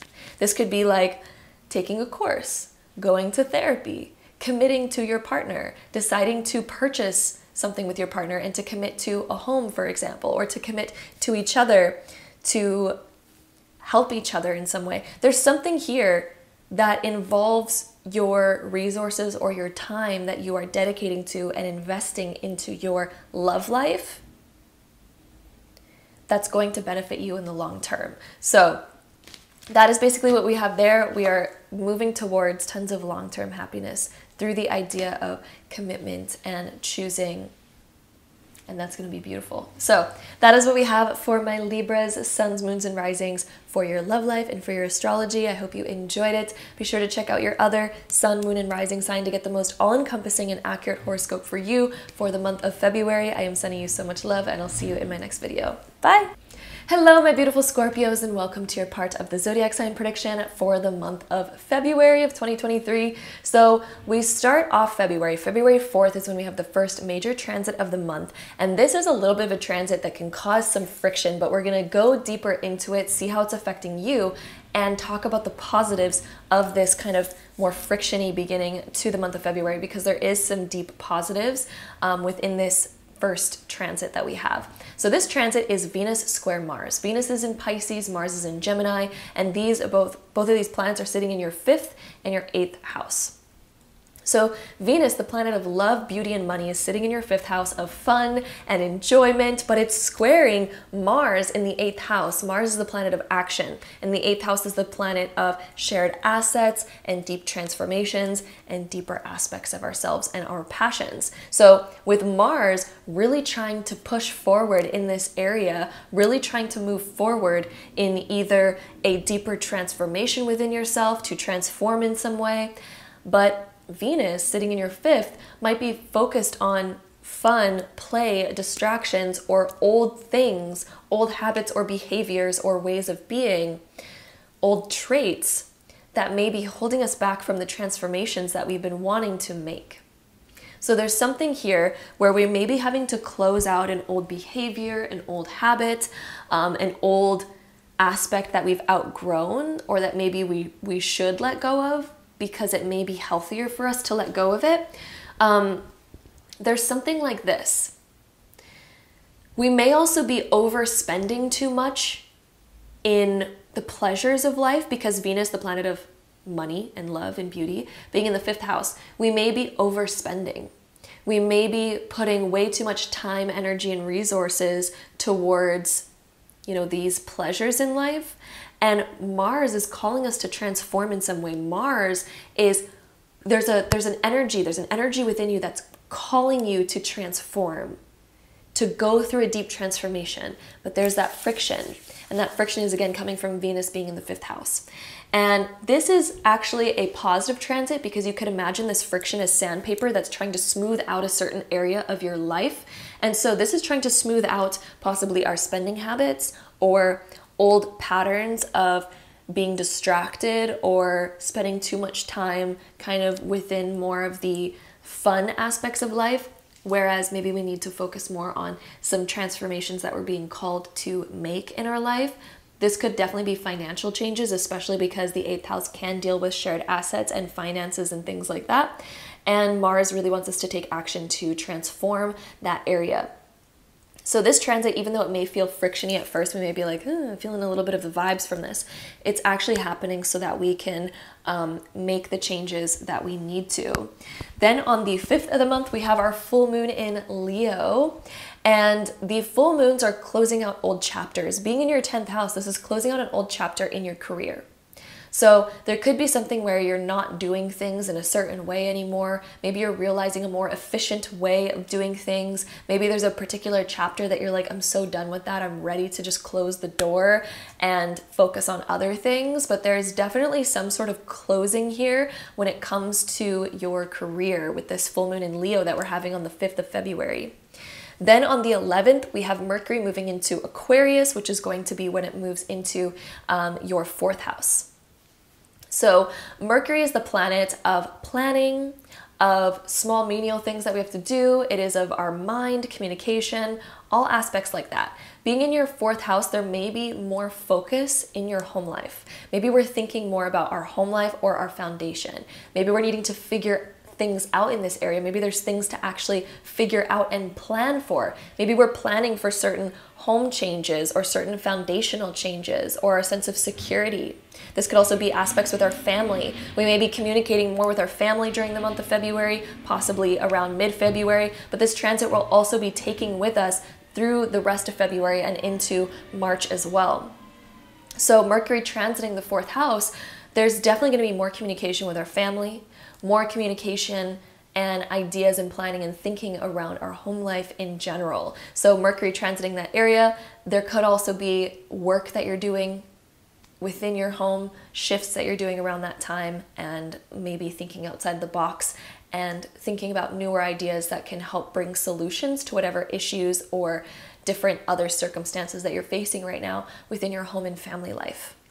Then on the 15th of the month, we have Venus conjunct Neptune. This is such a fun conjunction because Venus in Pisces, the planet of love, beauty, and money, is going to be conjunct Neptune, which is the planet of dreaminess, mysteriousness, fun, like uncoverings, and also deals with the media as well. Both of these planets in the sign of Pisces in your 5th house brings out more fun and pleasure in your life. I think you're going to be thinking outside of the box of things that you really enjoy doing and creating new visions for yourself that you find exciting and fun. This is going to be a really exciting aspect where new dreams are coming to life, new ideas are coming to life. There could be new inspirations and passions that flow in around this time, new interests that you're excited to dive into. Then on the 16th of the month, we have the Sun conjunct Saturn. This is a transit where we highlight the positive aspects of Saturn, which can bring us to a lot more productivity. It can bring more discipline in our life, but in a positive way so that we actually get things done. So that's why it brings out that productive energy. This is happening in your 4th house though. So this is being productive in your home life. What are things that we need to do? Maybe we need to discipline ourselves because maybe we need to spend more time within our family or within our home life, or perhaps we're needing to spend more time and effort towards creating a more comfortable environment. Maybe we're needing to get things done around our home. Maybe we've been putting certain tasks off.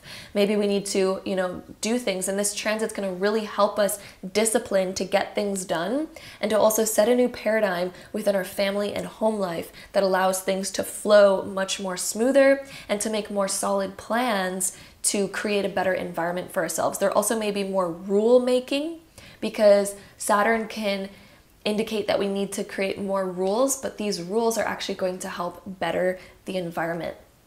So for example, maybe we're making a rule with our family that we are at the dinner table only going to talk about positive things, and then, maybe after dinner is when we talk about the more deeper things or something. I don't know. That could be like a rule because maybe we're like, oh, maybe the dinner table's gotten a little bit more sad lately, but maybe that's just because we need to focus on the things that are going on there. Or for example, this could be like disciplining ourselves and saying like, hey, I've been putting off this certain task for a long time and maybe I need to be more adamant on making this thing happen.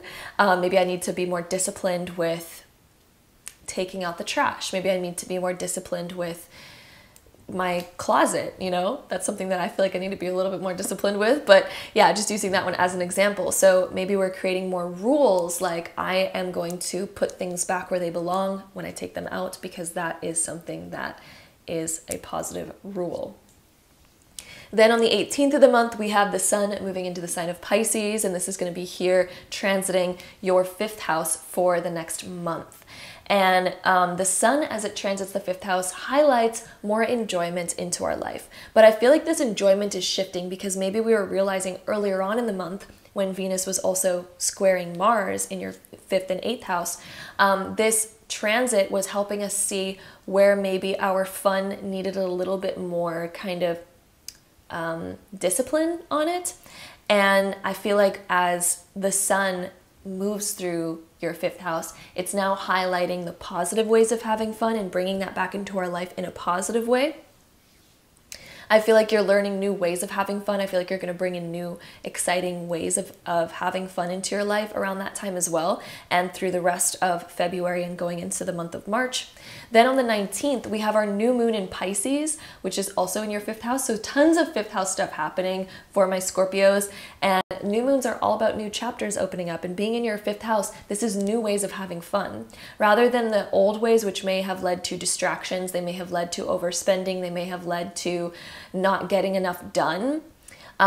This is now transforming. We're now adding in new ways of having fun. There's a new chapter here where maybe there's just a new schedule upon this. Maybe there's just new ways of having fun that are not distracting or destructive, and they're just more positive. So there's a new chapter happening there on the 19th, and that energy is going to carry with us through the rest of February. And I feel like this is a really exciting time.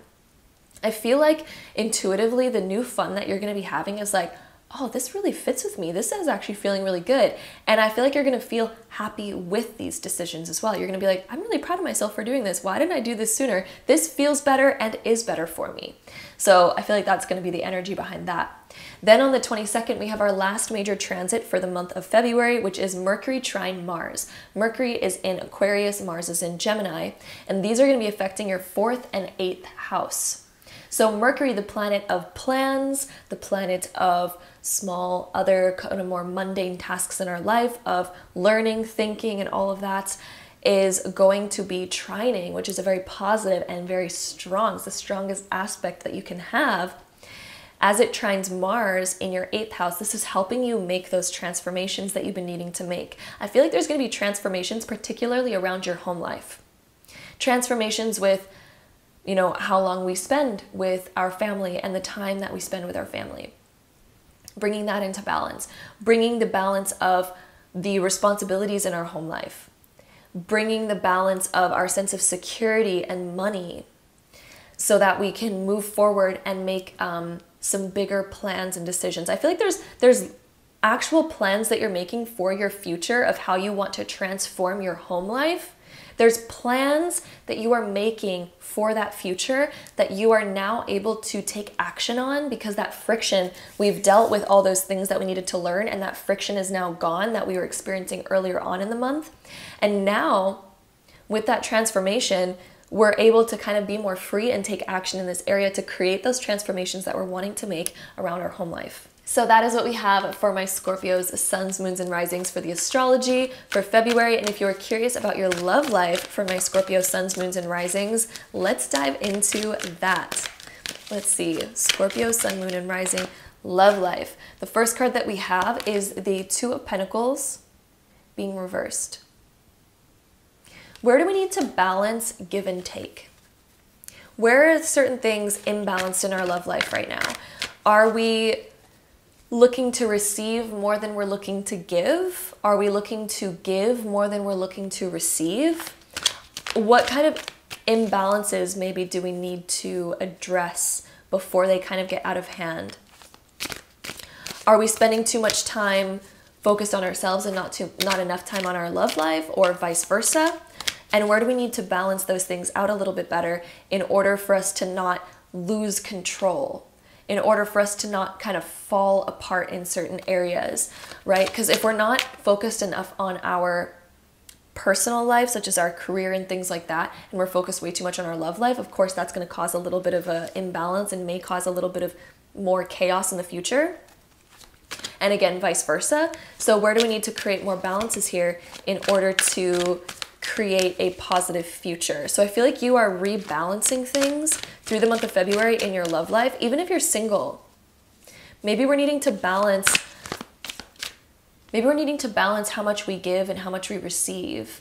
Maybe we go for people that, for example, if we are an over-giver, the people that we're going to attract and line up with in our life are going to be the undergivers, because you can't match two things that are like, you know, not equal. We have to match things that are like, you know, that actually fit. Does that make sense? Look at these hand motions I'm making. That's so weird. But you know what I mean? We have to, the two things that fit together, the pieces of the puzzle that fit together are the ones that, you know, fit together. If you are an overgiver, you are going to attract and get an undergiver. If you are an undergiver, you're going to attract an overgiver. But those are imbalanced. Those things don't last very long. So even if you're single, I think Spirit is calling you to focus on balancing out how much you give and how much you take and how much you expect and how much you give. We also have the Page of Pentacles, which is also in the reversed position. And I don't want you to feel like your love life is going to be bad in February. It's not. This is about rebalancing things to help things flow better. And I feel like when it comes to your time, some of you may feel like you lack time for your love life through February. Some of you may feel like you lack the time. Maybe there's so many other things going on. Maybe there's so many other responsibilities. And I feel like through the month of February, we're learning how to better balance these aspects so that it fulfills us properly and creates more harmony. I feel like that's going to be one of the biggest focuses. Maybe we haven't been giving enough time or putting in enough effort in certain ways, or maybe it's our partner that hasn't. Maybe we need to sort that out. But either way, I feel like it's sorting out balances of time within love life. We also have two more cards. We have children and then romantic feelings. So for one, some of you, literally, it may be children that's causing you to not put enough time and energy towards your love life, because maybe we're spending a lot of our time focusing on our family and our children. That could definitely be a thing. Even if you don't have kids right now, this could just show up as other responsibilities in our life. What are the other responsibilities that you have to take care of? And that may be what is causing our time to be disrupted within our love life. The romantic feelings card, though, let me tell you, one of the main aspects for your love life in the month of February is sparking romantic feelings. There's romantic feelings that want to be realized, that want to be explored more. And I feel like the month of February is offering you the time to explore that and the time to balance out different things in your life, to create more harmony, to go in deeper and explore the desires, the deeper desires that you have within. So this is a month of allowing that to begin flowing into your life as long as you focus on that balance. So that is what we have for my Scorpios, suns, moons, and risings for your love life for the month of February. I am sending you so much love, and be sure to check out your other sun, moon, and rising signs to get the most all-encompassing and accurate horoscope for you for this month. So I'll see you there. Bye. Hello, my beautiful Sagittariuses, and welcome to your part of the February zodiac sign prediction. This is for my Sagittariuses, suns, moons, and risings. So starting off in February, on February 4th, we have Venus square Mars, which can create a little bit of tension. Squares kind of create a bit of friction, and this current transit is happening in your 4th and 7th house. So Venus in Pisces. Venus is the planet of love, beauty, and money, and it is sitting in your 4th house, and it is squaring Mars, which is in Gemini, in your 7th house. Mars is the planet of action. So there's something here where there's friction between our 4th house of our home life, our foundation, our security, and our family that may be causing friction somewhere in our relationships or within the balance that we're wanting to create in our life. So Mars is trying to take action towards creating more balance. It's also trying to take action towards what you desire in partnership. And Venus in your 4th house of love, beauty, and money, there could either be money tension within your security and your foundation and your home life, or there could be tension within your family or just your home in general that may be sort of causing some friction again, either in your intimate relationships or within the balance that you're trying to create in your life. Whenever we have this sort of friction, there's actually a positive outcome. The friction is like sandpaper that is helping smooth out a surface that was a bit rough to begin with. And so this friction is actually a very positive thing because it's smoothing out your home life, it's smoothing out your family life, it's smoothing out your relationships and your balance in life in general. So it's bringing to the surface the areas that may have been a little bit rough in these areas so that we can smooth them out and then we can move forward with ease. So where in your life do you need more balance? Where might we need to balance out how much we give or receive in our relationships as well? How much, or do we need to balance out our spending habits? Because Venus in the 4th house can help us become more responsible or a little bit more balanced with our finances and making more long-term goals with our finances as well. So there could be certain things in your life where maybe you're being called to create more balance for long-term financial success in your life too. So that's what we have as the first aspect in the month of February. So this is helping smooth out those areas so that we can create positive shifts and changes. Then on the 5th of February, we have the full moon in Leo, which is happening in your 9th house. The full moons close out old chapters. You are closing out an old chapter and an old way of expanding.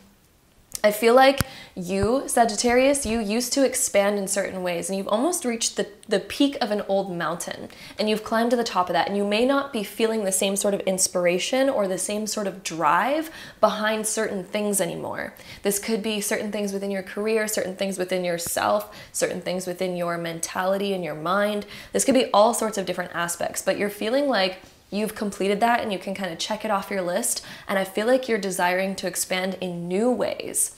And this might require you climbing down that old mountain that we've conquered. But climbing down can be a little bit of like a, oh, like what am I going to do now? But this is actually an exciting thing. So if it does feel weird to kind of like leave something behind or let something go, because maybe we're like, but I've worked so hard on that. But at the same time, we've reached the peak of that mountain. We can't really go any higher. We need to pick a new mountain to climb now. That's the stage that a lot of my Sagittariuses are at. And you're going to be feeling a lot of that energy. And that full moon that's happening on the 5th of February is going to help close out that old chapter so that we can begin to set our sights on something new. So this is a beautiful transit that's opening up a doorway where you get to choose something new to set your sights on. And then that way you'll be able to continue to expand in new ways. I feel like you're also desiring to possibly learn new things as well, because the 9th house can indicate going to school. It can indicate travel. It can indicate expansion and abundance in general. So there's a desire to maybe learn new things or go after new things, have new desires, have new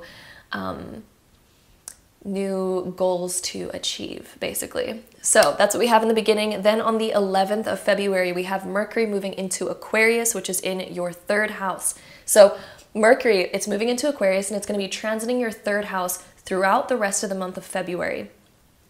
So starting on the 11th, this transit makes us very curious, makes us curious to learn, makes us curious to dive into new things, have intellectual conversations. You may notice that your communication increases throughout the rest of February. There may be people that are contacting you, calling you like, did you read that article? Did you see this? Did you see that? I just learned this new thing. I want to share it with you. Or, you know, it may even be us that are diving into research, diving into reading or learning. There could be a really good book that you dive into as well, since the 3rd house with Mercury can indicate diving into a book. It can even indicate writing, figuring out a new mental state, sorting through things, getting things done, especially if there's been small tasks that we've needed to kind of complete here and there. This is helping us get those things done and get everything sorted out and planned. This could also be a time of planning. So maybe we're planning and figuring out, what is it that I want to learn? How do I want to grow this year? How do I want to share myself and the things that I want to expand into, basically. So that's what we have happening on the 11th. I'm sorry if my throat's all strange. I feel like I'm slightly coming down with a cold, which is very rare for me, but here we are. This year has been the year, or at least the past couple months have been the past couple months of, for some reason, getting colds. But anyway, on the 15th of the month, we have Venus conjunct Neptune in the sign of Pisces.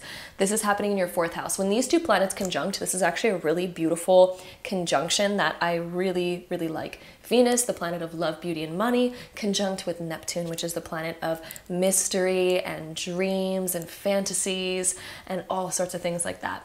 So this is really going to highlight your ideal vision of how you want your home life to be, since this is happening in the sign of Pisces, which is again in your 4th house.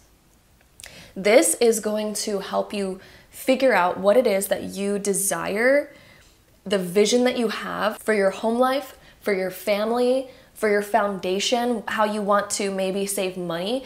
A lot of you are making maybe a goal of how much money you want to have in your bank account, what you desire to save up to. Some of you are creating a beautiful vision of what you want your home to look like or be like or feel like, and you're going to be making that clear vision. This could also deal with your family life. So we may have a visualization or a desire or a goal to achieve within our family life and our home life as well, that we are beginning to plan and sort of get excited about and start to daydream about. So this transit brings out that energy. Then on the 16th of the month, we have Sun conjunct Saturn. This is happening in your 3rd house. And so the Sun conjunct Saturn, it always brings out an energy of productivity because the Sun highlights the positive aspects of Saturn. And when Saturn is positively aspected and highlighted, it brings out a sense of positive discipline that helps us be very productive. It helps us get stuff done. It helps us look at our responsibilities and be like, okay, let's do it. Let's have the drive. Like, this is the energy of having tons of drive and discipline and being like, yep, I'm going to do this. Yes, I'm going to do this. Yes, I'm going to do this. Being in your 3rd house, this is the house of learning. This is the house of sharing information, taking in new information, expanding your mind. So you may become a student at this time. Maybe some of you are like, I want to learn new things. I want to dive into new information. Whether that just be through listening to a podcast, reading a book, taking an actual course, going to school, whatever that may be, it's very productive for learning and expanding yourself in your mind and your mentality. Then on the 18th of the month, we have the sun moving into Pisces, which is in your 4th house, and it's going to be transiting here for, of course, the next month. But as the sun transits your 4th house, this is going to highlight your home life again. So we may be spending a lot more time at home. We may be focused more on spending time with our family.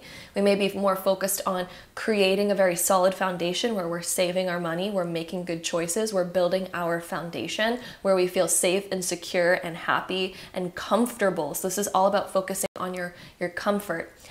So the sun moving in that area is going to highlight that, and I feel like that's going to be a major focus for my Sagittariuses.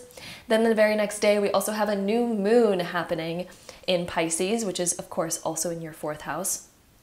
This is a new chapter opening within your home life, within your foundation. So all of those plans that you've been kind of thinking of, especially with Venus conjunct Neptune that happened midway through the month on February 15th, that was also in your 4th house, which made you kind of visualize and daydream about how you want your life to go within your finances, your home, and within your comforts and your sense of security, and within your family.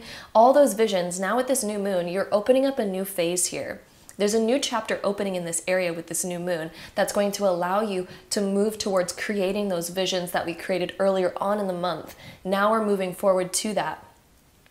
Okay, so that's going to be a beautiful new chapter opening there. And then on the 22nd of the month, we have Mercury trine Mars. Mercury is in the sign of Aquarius, Mars is in Gemini, and this is affecting your 3rd and 7th house. This is a beautiful, beautiful transit. Trines are incredibly strong, and they are a very positive aspect. And Mercury, which is the planet of planning, thinking, communication, all of that, is going to trine to Mars, which is the planet of action. So now this is a time where you're going to actually meet the right people. The 3rd house and the 7th house both deal with people in your life, and they deal with plans, learning, and communication, along with partnership.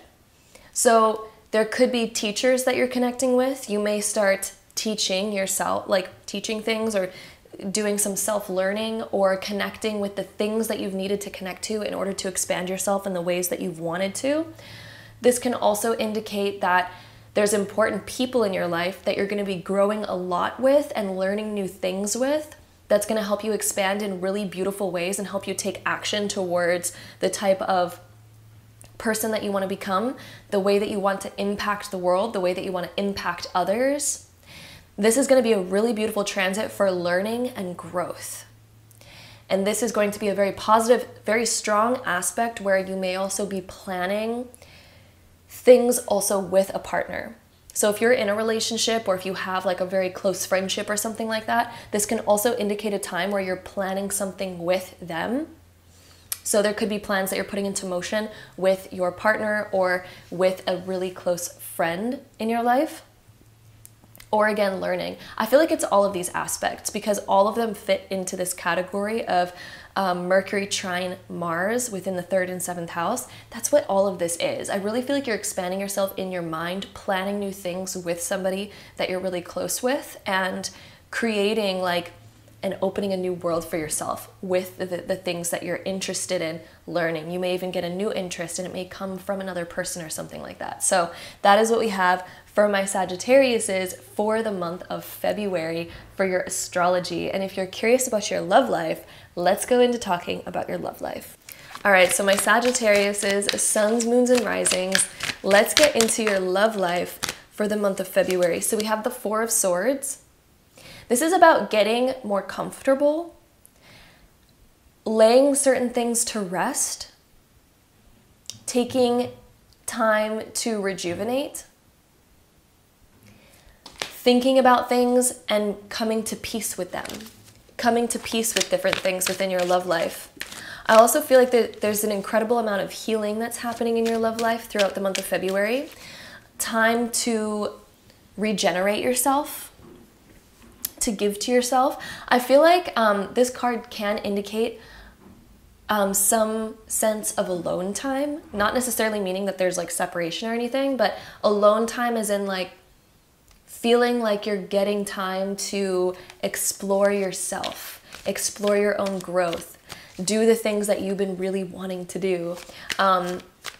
Taking time to reflect. I feel like there's going to be a lot of reflection here, which is going to allow you to grow, and it's also going to allow you to expand out of an old paradigm in your love life. So there's been an old paradigm that maybe you're kind of like, I'm not like too fond of it anymore. This month is going to allow a lot of reflection and revising, revamping, replanning. And as you come out of this sort of phase of learning and shifting and reflection, as you come out of that, you're going to notice a new paradigm completely takes place. I feel like you're shifting a lot within your love life in the month of February. It's going to be very healing, a lot of deep realizations as well. I feel like there's going to be a lot of deep realizations and allowing like a new paradigm to emerge, basically. You're in the creation of a new paradigm in your love life right now. Let's go ahead and see at least one more card for my Sagittarius. Let's see. There we go. Okay. Ooh, okay. We have the Six of Cups being reversed here. Letting go of the past. The past, it's time to not continue to be the same all the time. What Spirit is calling for you and creating, what your own self is creating, is a time of letting go of the past, of the old. I feel like you've so outgrown the past and it's become like something that you just don't want to revisit again. Or there may be something that has been a pattern in your past within your love life and you're like, I just don't want that to happen again. I genuinely don't want to feel that again or have that conversation again or be in that position again. And you're shifting the paradigm so that doesn't happen. This could be something as like so small as like a small little tweak to your schedule, for example, or this could be something a bit more drastic as like shifting out of a pattern that you just genuinely don't want to revisit in your future. So there's going to be a huge shift for you and it's going to be very positive, let me tell you. It's going to be a very positive shift because the learning and the growth that you're doing and the shifts that you're making are going to very positively impact your future to where you don't have to revisit those old things. We also have give your relationship a chance. So I feel like this is about giving yourself the chance to learn and grow and shift and make the changes that you've been meaning to make. I feel like that's what this card is touching on. I'm also going to shift. It's getting really bright in this room. There we go. Okay. So this is a time where, yeah, you are giving yourself another chance and possibly if you're in a partnership, giving your partner a chance to shift and change and follow along with this new paradigm as well. We also have the honeymoon card. You are entering a new time. There could even be planning of a getaway for you and your partner. You may be talking about like, oh, we want to get away. Even if you're single, this would be talking about giving love a chance. Giving love a chance. And allowing yourself to see the positives and the bliss of love. And if you're in a relationship, I feel like you are planning either a getaway or you're planning on how to make things more harmonious, how to make things exciting and blissful together. I feel like both of you have this desire to make bliss. And I think a big realization for a lot of Sagittarius is realizing that, you know, there's good intentions. There's good intentions. People genuinely have good intentions, but it's realizing like where are things stemming from? I'm hearing that forgiveness is a big thing in your love life. Letting go and allowing bliss to re-enter, allowing bliss to happen. And I really feel like there's going to be, I'm feeling around the 22nd of February, which is also the same day that we have that Mercury trine Mars transit happening. I feel like around the 22nd of February, there's this bliss. It's a bliss time within your love life. So definitely keep that in mind. I know February is also Valentine's Day, so some of you may be receiving some fun enjoyment around Valentine's Day as well. So that is what we have for you, my beautiful Sagittariuses, suns, moons, and risings. That was your astrology and your love life. Be sure to check out your other sun, moon, and rising sign to get the most all-encompassing and accurate horoscope for you for the month of February. I am sending you so much love, and I'll see you in the next one. Bye. Hello, my beautiful Capricorns, and welcome to your part of the zodiac sign prediction for the month of February for my Capricorn suns, moons, and risings. So in the beginning of February, on February 4th, we have our first major transit of the month, which is Venus square Mars. Venus is in Pisces, Mars is in Gemini, and this is affecting your 3rd and 6th house. A square always creates a little bit of friction, but it's actually a positive friction. Everything has a positive effect in it. And this friction is like smoothing out a rough surface. So Venus being in your 3rd house, Venus is the planet of love, beauty, and money. It's squaring Mars, which is the planet that wants to take action, and that is in your 6th house. So Mars is really wanting you to somehow take action either within your career, within your health, within your schedule and your routine, but it is noticing some friction from Venus, which is in your 3rd house. And this could be plans when it comes to money. This could be our mental and emotional states may be in slight conflict because Venus being in the 3rd house can create a bit of mental versus emotional sort of disruption. Maybe we're noticing that our logical mind is pulling us in a different direction than our emotional feelings. And Mars really wants to take action, being in that 6th house. It really wants to move forward. It wants to make things happen. And so if we're noticing some friction between these two areas, the solution would be to focus on harmonizing the mind and the soul, harmonizing your emotions with your mind. So the mind may be thinking about all the logical things, whereas your emotions are thinking about more of your desires and your soul's desires to experience different things. And how can we harmonize these? How can we bring these two things together so that they're on the same page and that they're working towards the same goal? When our mind sometimes is in conflict, it can be because we have certain fears or limiting beliefs that are holding us back from honoring what we truly desire.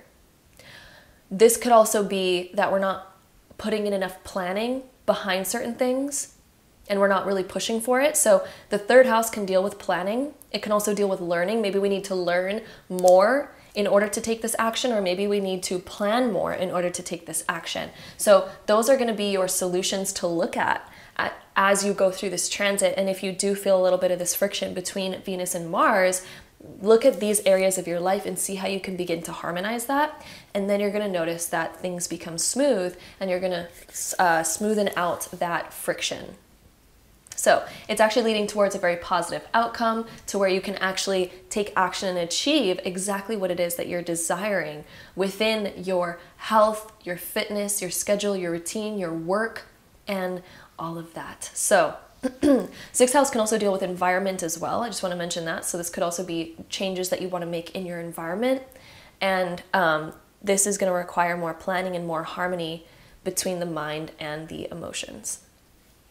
Then on the 5th of the month, we have our full moon in Leo, which is happening in your 8th house. The full moons are endings and closings of old chapters. Being in the 8th house, this is a major transformation.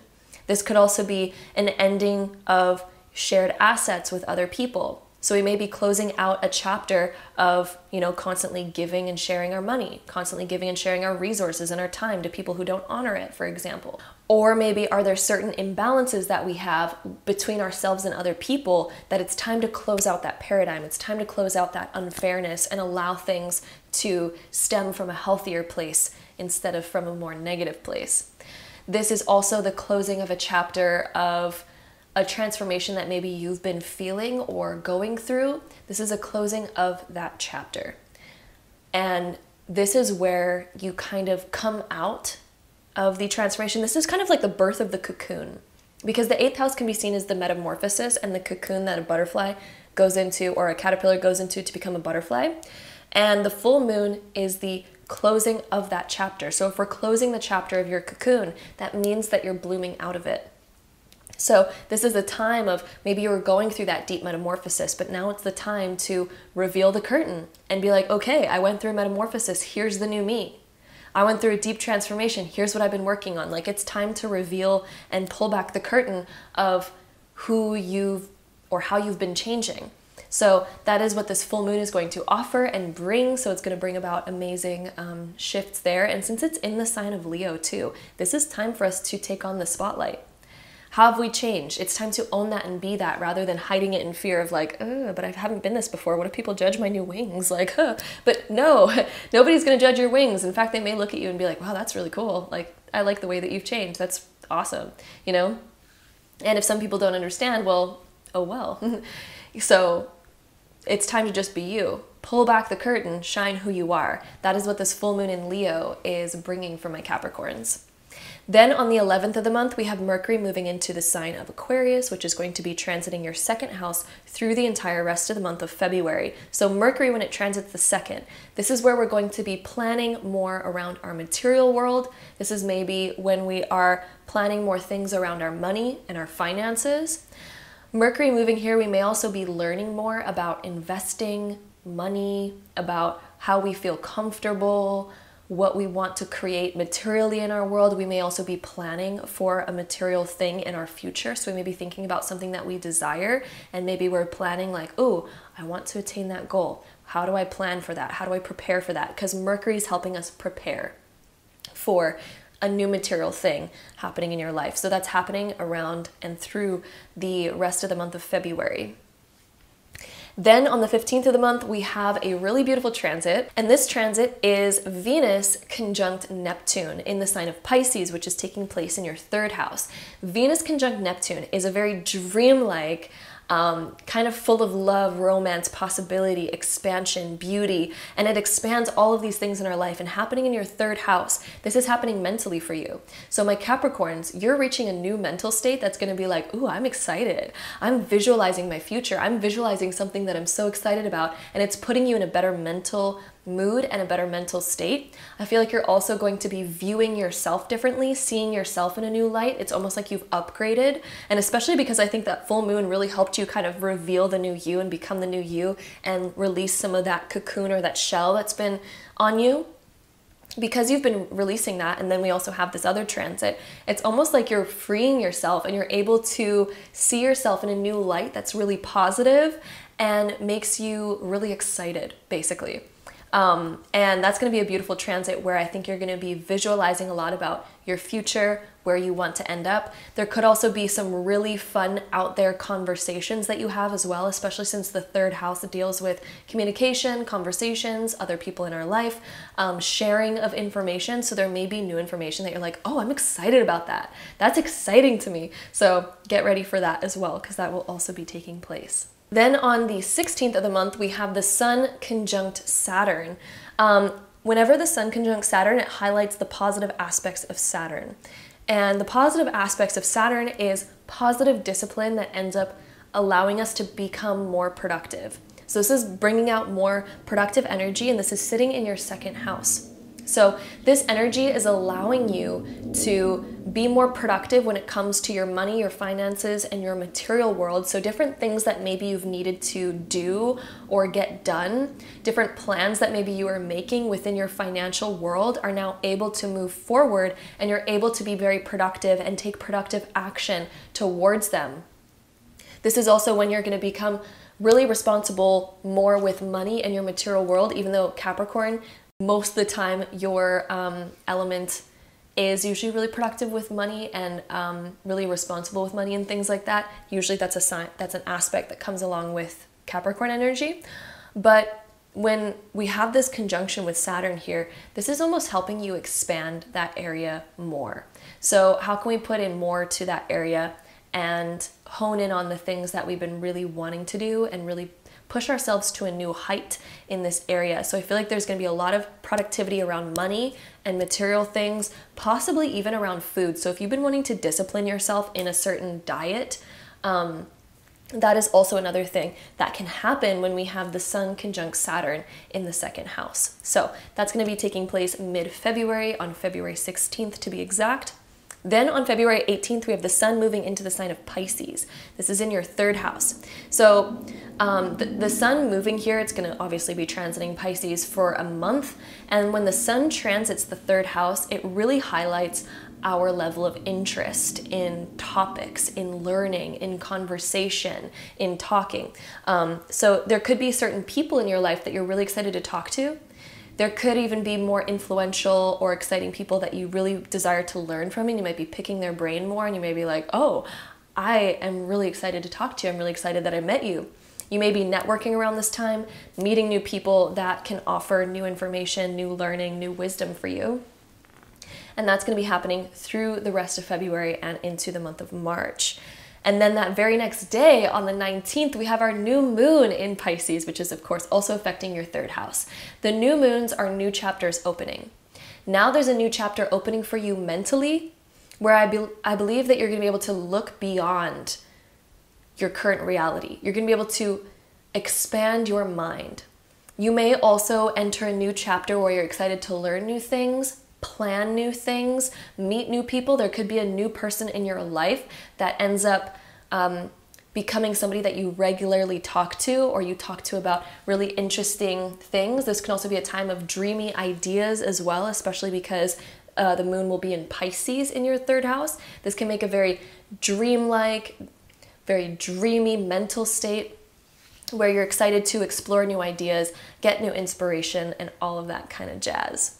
Then at the end of the month, we have our last major transit for the month of February. This is happening on February 22nd, and this is when Mercury, which is in Aquarius, trines Mars in Gemini.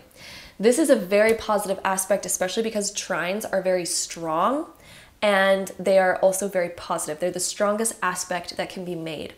So this is happening between your 2nd and 6th house. This is a time where you're going to notice a lot of momentum behind the things that you've been wanting to do.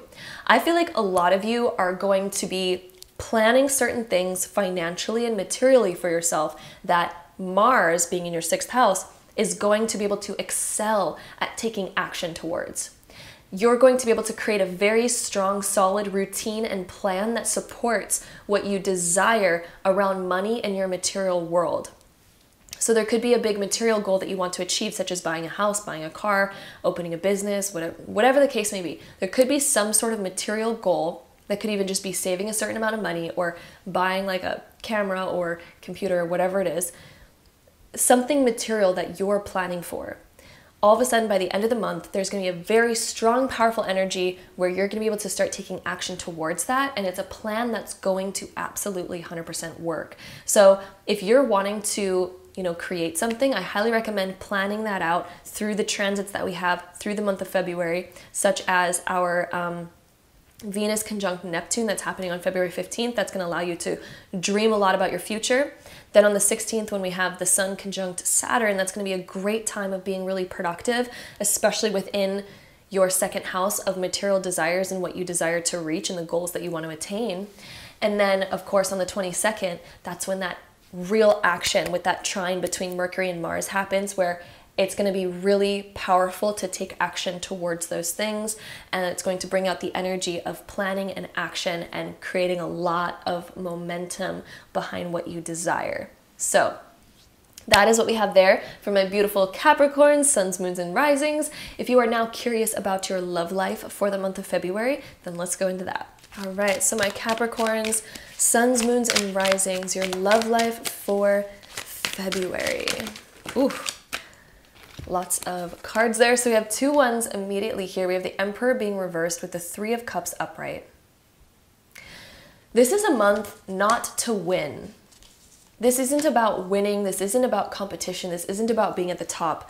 The month of February, Spirit is really calling you to focus on just celebration, appreciation.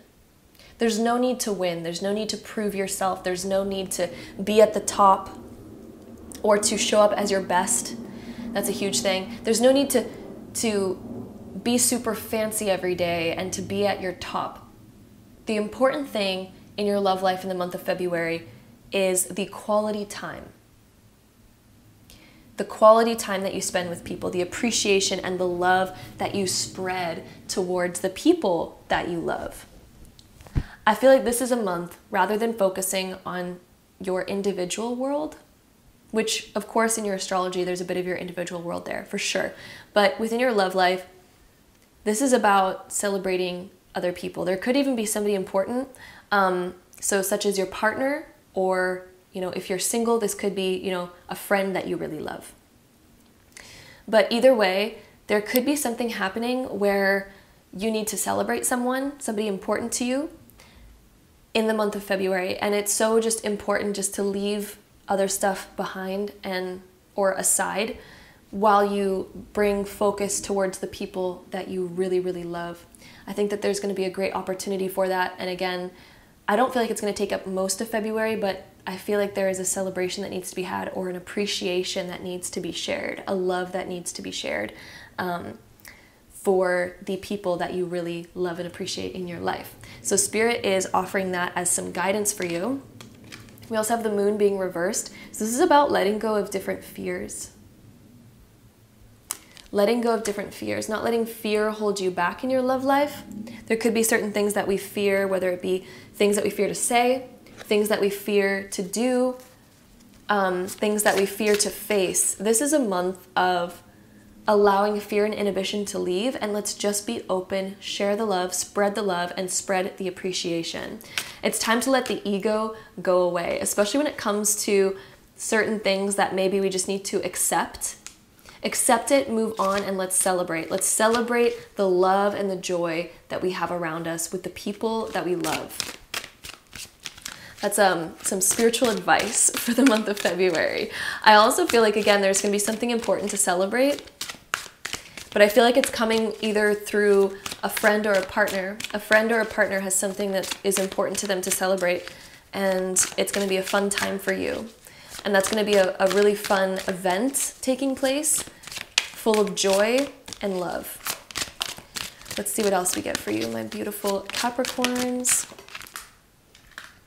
We have, let your friends help you. Your friends are going to be your biggest support system through the month of February. Your friends are the most important aspect of your love life in February. Sharing your love with those friends, creating deeper friendships, creating even a deep bond and friendship with your partner. If you're in a relationship, this is about seeing them as like your partner in life, your literal partner, and developing that friendship further. So yeah, rather than waiting for someone to do something for you, go out and do something really nice and then watch what happens. So that's another little piece of spiritual advice coming through for my Capricorns. I'm also feeling this card. We have finances and career coming up as well. So what are certain responsibilities?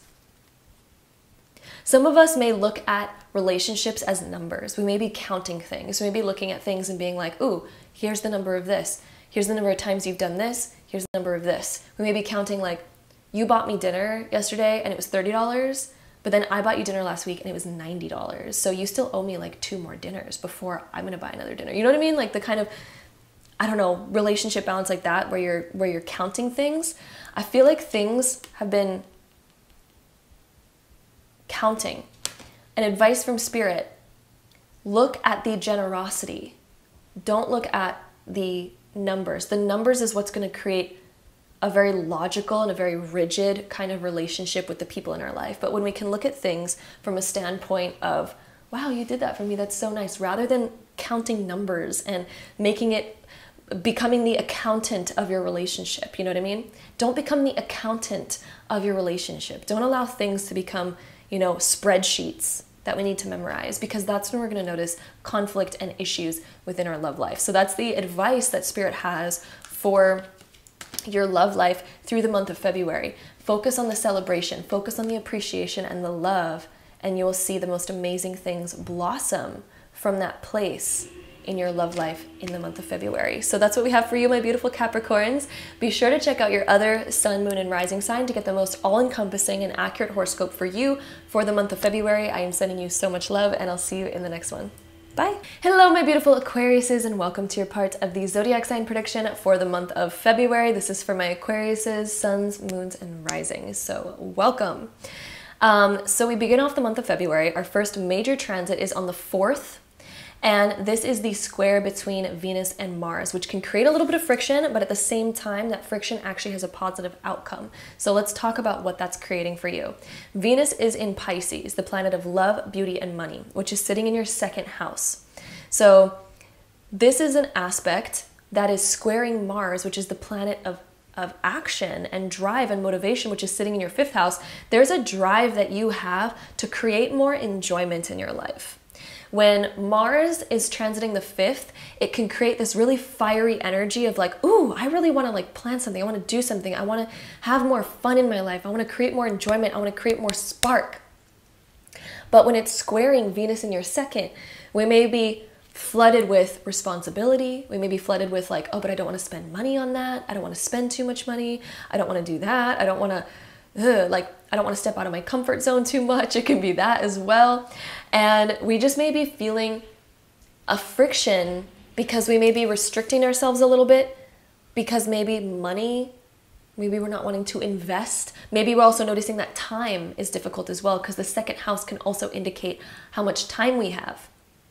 So when it comes to our fun, when it comes to creating that spark, we may be feeling that tension or that restriction with our time and with our money.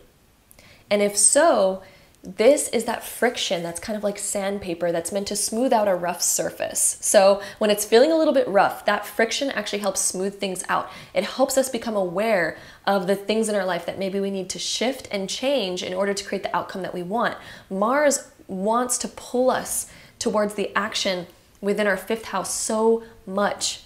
The fifth house can also indicate children, by the way. So if you have children, this can also indicate that we're desiring to spend more time with our children, but maybe we're feeling like our time or our resources or our money are dwindling.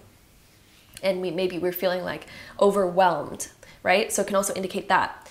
But either way, this friction is meant to show us what we need to shift. So either we're needing to figure out ways where we can delegate tasks to free up more time.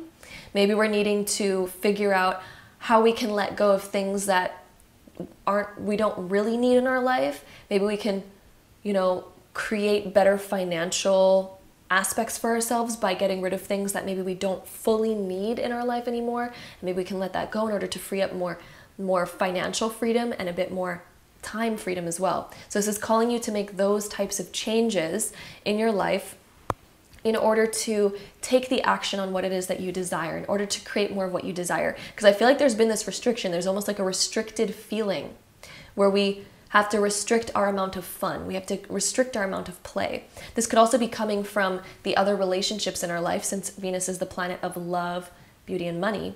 So this could also come from other people in our life that may be like restricting us in a certain way. And maybe we are needing to, smooth that out so that we can move towards the fun and the excitement that we desire.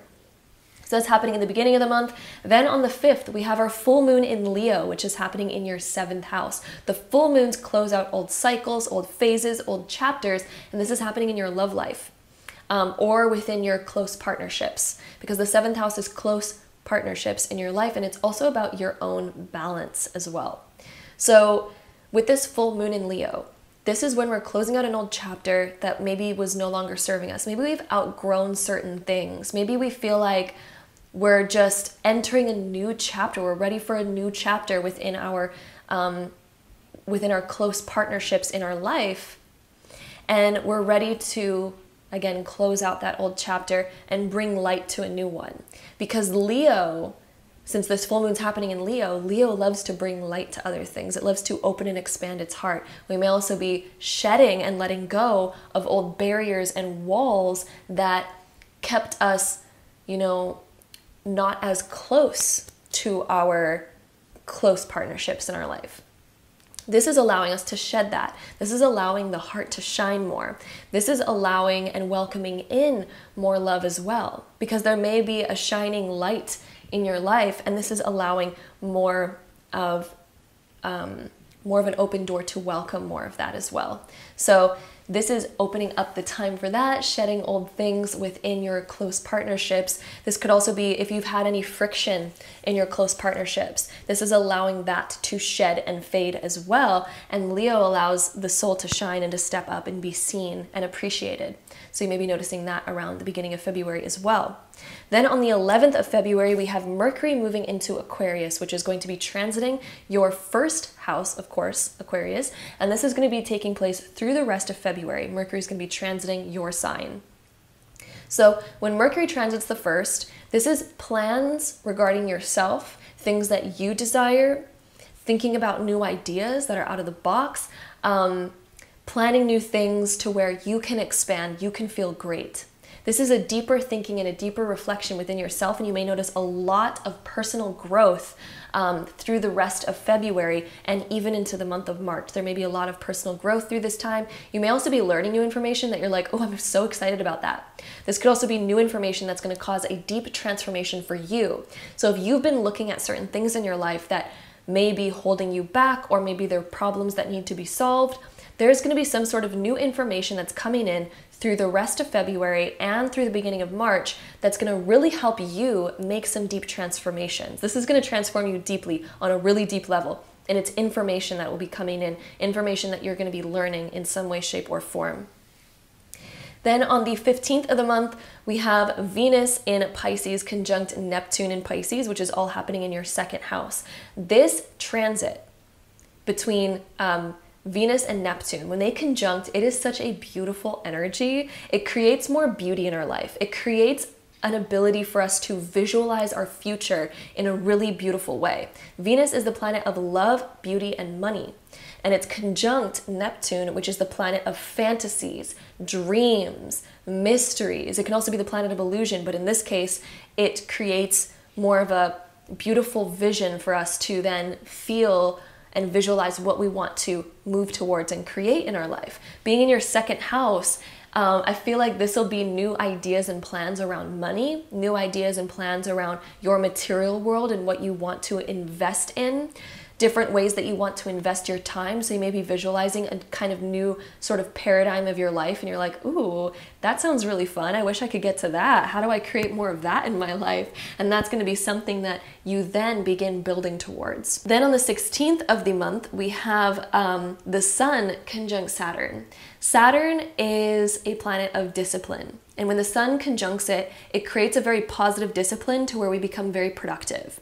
So around the 16th of the month, especially since this is happening in your first house, because, you know, the Sun is going to be in Aquarius conjunct Saturn in Aquarius. So this transit's going to be taking place in your first house.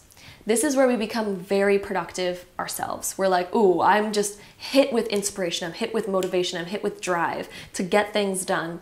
This could also be where you become very disciplined with yourself as well. So if there's certain things that you've been wanting to shift about your life, maybe you've been wanting to be more disciplined when it comes to your food or your workout schedule or how you spend your time, right?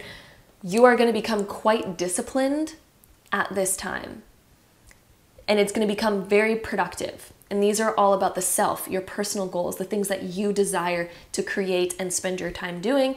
That's going to be happening mid-February on the 16th, and it's going to bring about a lot of productive energy. Then on the 18th, we have the Sun moving into Pisces, which is going to be in Pisces, of course, for an entire month. And when it's in Pisces, this is affecting your second house. So the Sun is going to be transiting your second house. When it transits this area, it brings a highlight and focus towards our money, our comfortability, our finances, and our material world, and also sometimes our diet. So when the Sun transits this area, we may be looking at ways of shifting in order to create more productivity, in order to create more time, more resources, more energy in our life, and to also expand our material assets. So that may be a focus for you around that time as well and through that whole month. Then on the 19th, we have our new moon in Pisces. So the very next day, we also have that conjunction between the Sun and the moon, which creates a new moon. And that's going to be in the sign of Pisces, which is of course your second house as well. The new moons are new chapters. This is when you are going to be focused on creating a new chapter for yourself financially, materially, within your comfort, within your time, and again, possibly also within your diet. So there's new paradigms shifting for you and being created. So there's a new chapter opening. You may change the way that you spend or save money. You may change the way or goals that you have within your money. So there may be new financial goals that you have for yourself, new material goals that you have for yourself. There could be a new thing that you're like, oh, I want to purchase this in my future and it requires me to save up for it right now. So there could be a new thing opening up for you at that time, a new opportunity to where you're saving up for something. And that new chapter is going to really help you get your finances together. And this could also be your career and becoming really productive in your career as well. And there could be a new opportunity coming in for you in that area as well, where new money is coming in, new ways of making money and things like that. Then on the 22nd of the month, we end off the month with this last most major transit of the month, which is Mercury trine Mars. The trines are such a strong, powerful aspect, and when it's between Mercury and Mars, which Mercury is in Aquarius and Mars is in Gemini, this is such a powerful and positive transit, and this is happening between your 1st and 5th house. So just like in the beginning of the month where we had a little bit of friction, where we were trying to figure out how we can move towards having more fun and more enjoyment in our life, all of a sudden throughout the month we're doing all these shifts, these new ideas are coming to us, all the transits that are happening are kind of developing and leading up to this next transit, which again is Mercury trine Mars in your 1st and 5th house. This is going to be where you start to gain a lot of momentum. There's going to be momentum on the plans that you're making, the new shifts that you've created for yourself throughout the month as Mercury's been transiting your 1st house. All of those shifts that you've been making are going to accumulate. And then with Mars being in the 5th, as these two begin to make a trine to each other, all of a sudden, all those ideas and all that planning goes into motion, fully sets off. Things start gaining momentum. We feel the freedom to take action.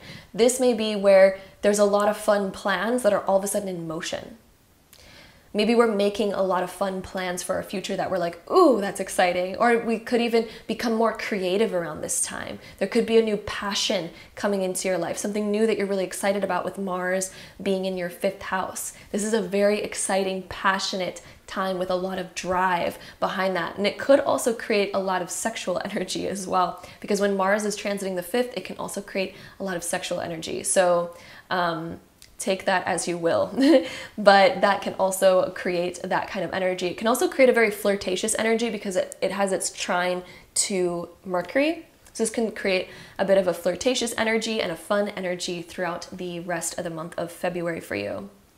So that is what we have for my Aquariuses, suns, moons, and risings for the month of February. If you're curious about your love life, we're going to talk about your love life next. All right, so my Aquarius's love life. We have the Page of Pentacles coming out immediately for you. So this talks about a productive energy. This also talks about making a plan for something, investing in time and energy, and focusing on details. I think that there's a new kind of detail that you're focused on in your love life. There may be something new that you're learning, because the Page of Pentacles can also indicate learning and working on ourselves, trying to be the best.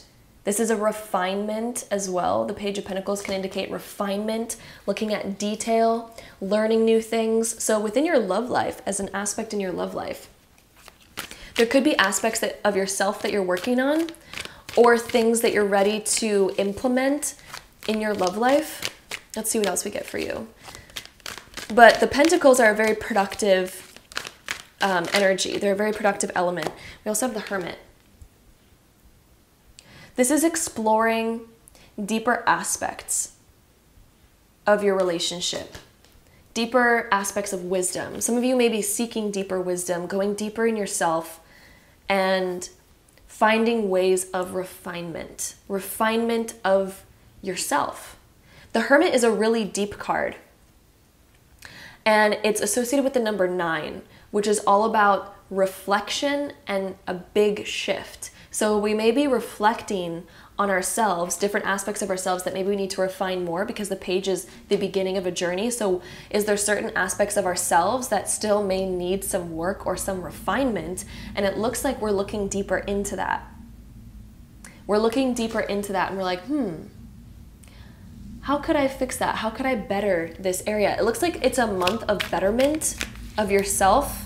And it's interesting because throughout kind of what we were talking about through your month, there's a lot of self things happening as well, where you're focused on the self with Mercury transiting your first house. This is working on the self, deeper realizations, deeper knowledge and wisdom of the self. And then that's being reflected as well in your love life for the month of February. So I really think that this is going to be a month where you're doing a lot of self-work, self-transformation. It's going to deeply and greatly positively affect your daily life as well as your love life. I feel like you're also going to be highlighting your positive aspects through the month of February. And I feel like if you're in a relationship, your partner is going to also be deeply seeing deeper aspects of you and also highlighting more of your positive aspects. The Hermit can deal with illuminating parts that we haven't seen before, things that we didn't realize before. So there could be certain things in your love life that are being illuminated that we didn't realize before, things that we didn't see before or understand before. We also have the card of trust coming out. Trust is, of course, a very positive card. So another thing that I'm seeing is being able to go deeper. If you're in a relationship, I see you going deeper because there's a deeper sense of trust that you have with your partner. If you are single, I feel like you are going deep within yourself and learning how to trust again. Learning how to open yourself up to the idea of love again for my Aquariuses if you are single. I think you're doing some deeper shadow work that allows you to open up deeper once again. Let's see if we can get one more card for my Aquariuses. We also have let go of control issues. Don't feel the need to control every situation. Sometimes, you know, we need to have freedom in a relationship in order for a relationship to thrive. We need to have freedom. We also need to let go of some of our rigidness, right? There could be certain ways that we're really rigid, like, ooh, don't do that or don't do that. And sometimes we need to be open to learning to what we may be able to learn from someone else. Control never has a good outcome. It never really has a good outcome. Allowing things to flow, but with proper, healthy boundaries is a positive thing, but control is never a good thing. So it seems like throughout the month of February is letting go of control issues. This can even be control issues on yourself. Maybe we're being way too hard on ourselves and controlling ourselves, and then maybe our soul wants to rebel and our mind wants to rebel, but we're like, no, I'm going to control, you know. So this could also be letting go of control issues that you have over yourself. And that can also be a very healthy thing. We can have boundaries, we can have healthy boundaries, but control, when it's very rigid, can be not so beneficial and not so exciting to follow. So I feel like it's also going to be allowing yourself to become more free, more open. And that's why we have Hermit, which is exploring the deeper aspects of the self and opening up deeper. And that's also why we have Trust. This is learning how to trust on a deeper level as well. So that's what we have for my Aquariuses for the month of February. There's going to be some really nice deep transformations that really offer better refinement of the self, and there's going to be more freedom. I feel like also if you have a partner that's kind of a bit more controlling, I feel like somehow that's going to shift to where there's more freedom. There's more freedom in your love life in general with a sense of trust. Freedom with trust creates a beautiful relationship. And we literally have two cards indicating that we're creating freedom, and then there's trust. So it's a beautiful balance for my beautiful Aquariuses, suns, moons, and risings. Be sure to check out your other sun, moon, and rising signs if you want to get the most all-encompassing and accurate horoscope for you for the month of February. I am sending you so much love, and I'll see you in my next one. Bye! Hello, my beautiful Pisces, and welcome to your part of the Zodiac sign prediction for the month of February of 2023. So, in the beginning of February 4th, we have our first major transit of the month, which is Venus square Mars. This creates a little bit of friction, and you may be feeling this a bit more prominently, although this friction actually has a really positive thing that we're going to talk about in a second, but you may be feeling this more prominently because Venus is in your sign. Venus is in the sign of Pisces, which is in your first house, of course, squaring Mars in Gemini, which is in your fourth house. So when we have a little bit of this friction here, This is friction between the self and your home and family life in some way, shape, or form. So your emotion, the Venus, the planet of love, beauty, and money, is in your first house, squaring Mars in Gemini, which is in your fourth house, and Mars is the planet of action. So we may be wanting to take some sort of action when it comes to our home life, when it comes to our family. There may be certain plans that we're trying to make happen, but then this is squaring your personal self. So there may be certain things where maybe we're feeling overwhelmed and maybe we can't meet the expectations that we're trying to achieve. Maybe that there's certain plans that we have financially for us, or goals that we want to reach. Like, for example, we may want to buy a house, or maybe we want to create better financial security for ourselves. Maybe we want to feel more comfortable, but maybe our current state of being, maybe we're like, oh, I have certain habits that are standing in the way of that. Or maybe my self-worth doesn't feel worthy of achieving that, so we just don't go after it in general. Maybe we're holding ourselves back in some way, shape, or form, and it's holding us back from creating the foundation that we want to create for ourselves. So if so, however that this friction may show up in your life, I know this seems really arbitrary, but since you're a Pisces, it may show up in different ways for all of you. This is affecting you personally somehow. Whatever this friction is, if you feel any sort of friction within the beginning of February, this is actually a very positive thing that's helping grind down the rough surface. You can see friction as sandpaper, and sandpaper helps smooth out any rough surfaces. So see this transit as a good thing. This is a good thing. Any friction that shows up in your life in the beginning of February is a positive thing, because it's going to be sanding down any rough surfaces to help have a smooth, gliding sort of road that we can continue on thereon after. So there may be certain things. This could also be family conflicts, by the way. Considering that this is between the first and the fourth house, this could indicate disagreements within your family, disagreements within your home life, or within plans, or just plans not fitting in the way that you want them to. If there's some sort of friction in those areas, it is to help smooth things out. So look at it in that perspective. And if you can look at it in that perspective, if you can look at it from the place of genuine love and wanting to smooth things out, wanting to make things better, this transit will end up being very positive for you. This is a time of allowing, realizing that every person, including yourself, has a different life going on, full of a multitude of different things. And the more that we can be understanding and at ease with that, the better the outcome is going to be.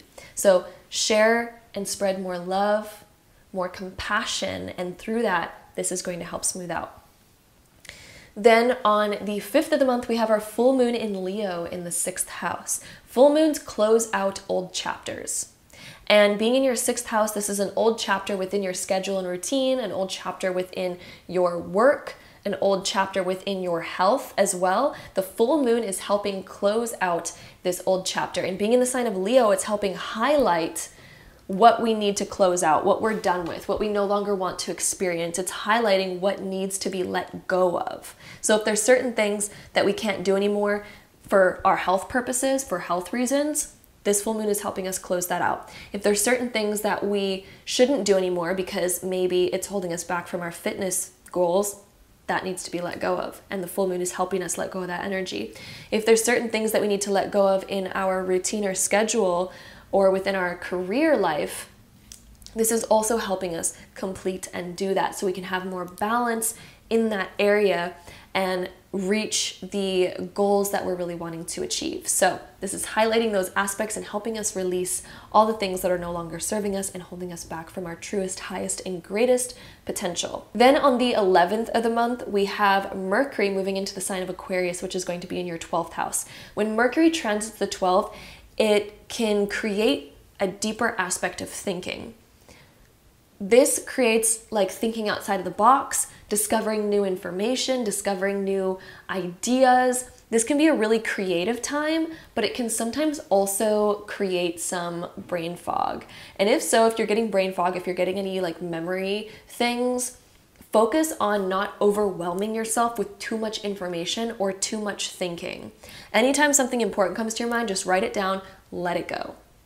Focus on the next thing. Focus on clearing more of your mind because that'll help. Sometimes when Mercury transits the 12th, it can kind of make our mind a little bit more energized, which is a good thing because it can make us way more creative. It can help us think outside of the box. It can give us more energy mentally, especially if you've been feeling mentally drained.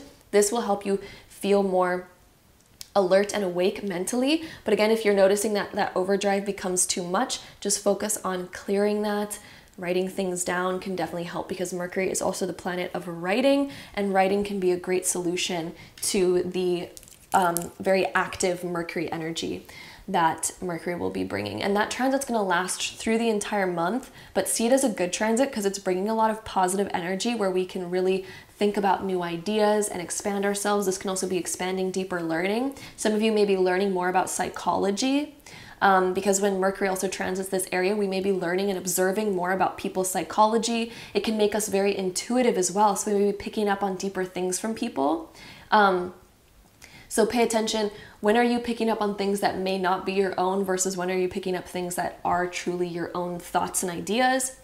Also with this transit, you may become very observant of other people, very observant of their way of thinking and what led them to that realization. Like, this is a really deep time. When Mercury transits the 12th house, it's a very deep time, deep observations, deeper learning. This could also be a time where somebody reveals deeper information to you. This could be where somebody comes to you and gives you like some juicy gossip, for example, because the 12th house is also the house of secrets. And when Mercury transits here, it's kind of the opening up of that. So somebody might open up to you about a deeper thought that they have or a deeper experience that they have. We may be hearing different things that are quite intriguing within the information realm. Somebody might be spilling the tea, for example. So that is another aspect of Mercury transit to the 12th. Then on the 15th of the month, we have a really beautiful transit that I'm so excited about. And this is Venus conjunct Neptune. Both of these are in the sign of Pisces, which is your sign, which is in your first house. This is such a positive transit.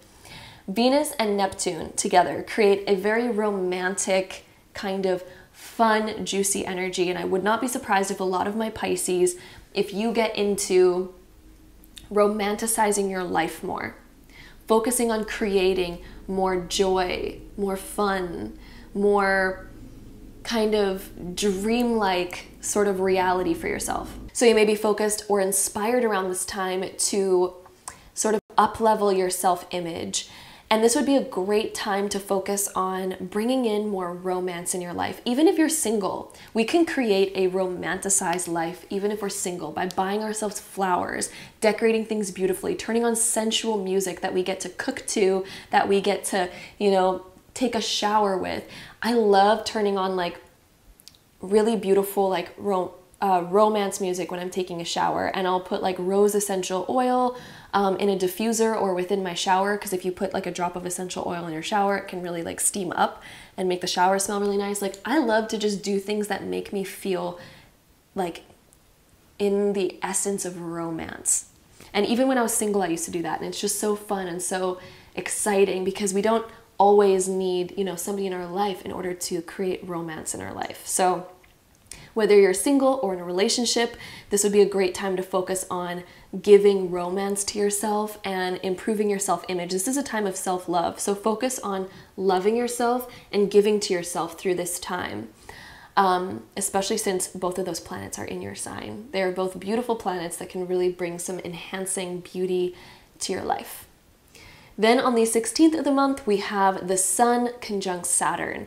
This is like a time of productivity, especially because the Sun enhances the good parts of Saturn. So it enhances the discipline aspect of Saturn, but in a positive way. So it ends up creating a lot of productivity. Since both of these are in the sign of Aquarius, this will be affecting your 12th house.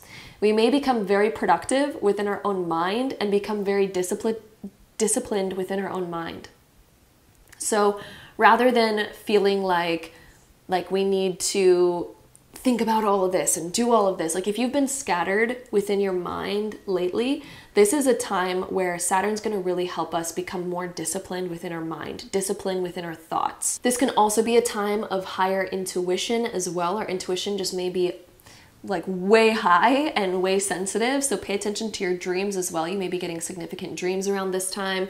And this is also realizations on different aspects of our life that we want to be more discerning with, or that we want to be more sort of disciplined with. There may be different aspects of yourself where you're noticing that your thinking may be getting in the way of your ability to be productive, of your ability to reach your goals or your desires. Your mind, you may be noticing that your mind sometimes gets in the way. And if so, Saturn also really helps us clear those negative things that have been holding us back. This is helping us create a much more harmonious environment and to become more disciplined of the things that we think about on a daily basis rather than being so scattered. It helps us be more focused. Then on the 18th of the month, we have the sun moving into your sign of Pisces. Of course, it's going to be here for the next month. So the sun will be transiting your first house, which highlights you. This is highlighting your energy. It's amplifying your energy. And as it's transiting this area, this is where our focus is going to be on ourselves. How can we improve? How can we create the best version of ourselves? And this is when a lot of Pisces will go through a transformation. Anytime the sun comes back into your sign, which is always around your birthday, by the way, anytime that the sun transits your sign, this is a time of self-transformation, focused on you, focused on what transformation do you want to make this year, going into the next lap around the sun. So happy birthday to my beautiful Pisces, since we're going into your birthday time. And of course, the sun moving in here is going to highlight more of you. Then on the very next day, on the 19th of the month, we're going to have our new moon in Pisces, which is so exciting. And this is, of course, happening in your first house as well. This is a very dreamy, romantic new cycle of your life. So every time around your birthday, there's going to be a new moon in your zodiac sign. And of course, since we're going into your birthday time, your sign, we're going to have a new moon there. And that new moon is happening on the 19th. And this is really bringing about a new cycle of energy for you. And this is something about, this is an energy where the universe is basically asking you, what do you want in your life? What do you want to create in your life? Who do you want to be? What experiences do you want to have in your future? And I highly recommend planning these things out, writing them down, and actually deeply thinking about this question. Because if we don't have goals that we're striving towards, our future is just going to pick for us, right? Like we're going to unconsciously end up manifesting whatever it is, or we're just going to live the same day on repeat with no changes. So if you want to create the most ultimate year, if you want to live your best life and have the greatest experiences, ask yourself, what do you want to experience over this next year? This new moon is a powerful, powerful time for shifting and creating a new paradigm and a new chapter for yourself. So I highly recommend for all my Pisces, write down what is it that you want to manifest into your life this year, or even in the next 5 years, whatever the case may be. But pick maybe some more immediate goals and some maybe more long-term goals. What do you want to manifest this year? What do you want to manifest maybe in the next 5 years? Focus on those things, write them down, set those intentions, and then work towards that, take action towards it, because it doesn't just happen when we write it down. We have to actually feel the energy behind it. We have to really want it. We have to create a very compelling vision that we really desire, and then we need to begin taking some kind of action towards it. Then it will happen. So through this new moon, since this is happening in your sign, my Pisces, on the 19th of February, I highly recommend creating that list of what it is that you desire, because it will happen. And if you haven't made a vision board for this year yet, I also highly recommend that. What do you want to experience? What do you want to feel? That's a better question. What do you want to feel? Because when we define what it is we want to feel, that's when the experiences that are equal to that emotion will begin pouring into our life, okay? So that's happening on the 19th of the month. Create your wishes, create your list, because it is coming, okay? The 22nd of the month, we have our last major transit of the month of February, and that is Mercury trine Mars. Mercury's in Aquarius, Mars is in Gemini. And this is going to be affecting your 12th and 4th house. Mercury is the planet of action, of thinking, of learning, and doing the small little things in our life. And that's going to be making a trine, which is a very strong, very positive aspect over to Mars, which is the planet of action in your 4th house. I wouldn't be surprised if a lot of you create certain plans for yourself mentally where you're like, oh, I really want to step up in this way. I want to show up in this way. This is the type of me that I want to be. You may also be learning new things that will affect your way of thinking and the way that you take action within your family life, within your home life, within your foundation and your finances and your comfortabilities is going to shift in a positive way.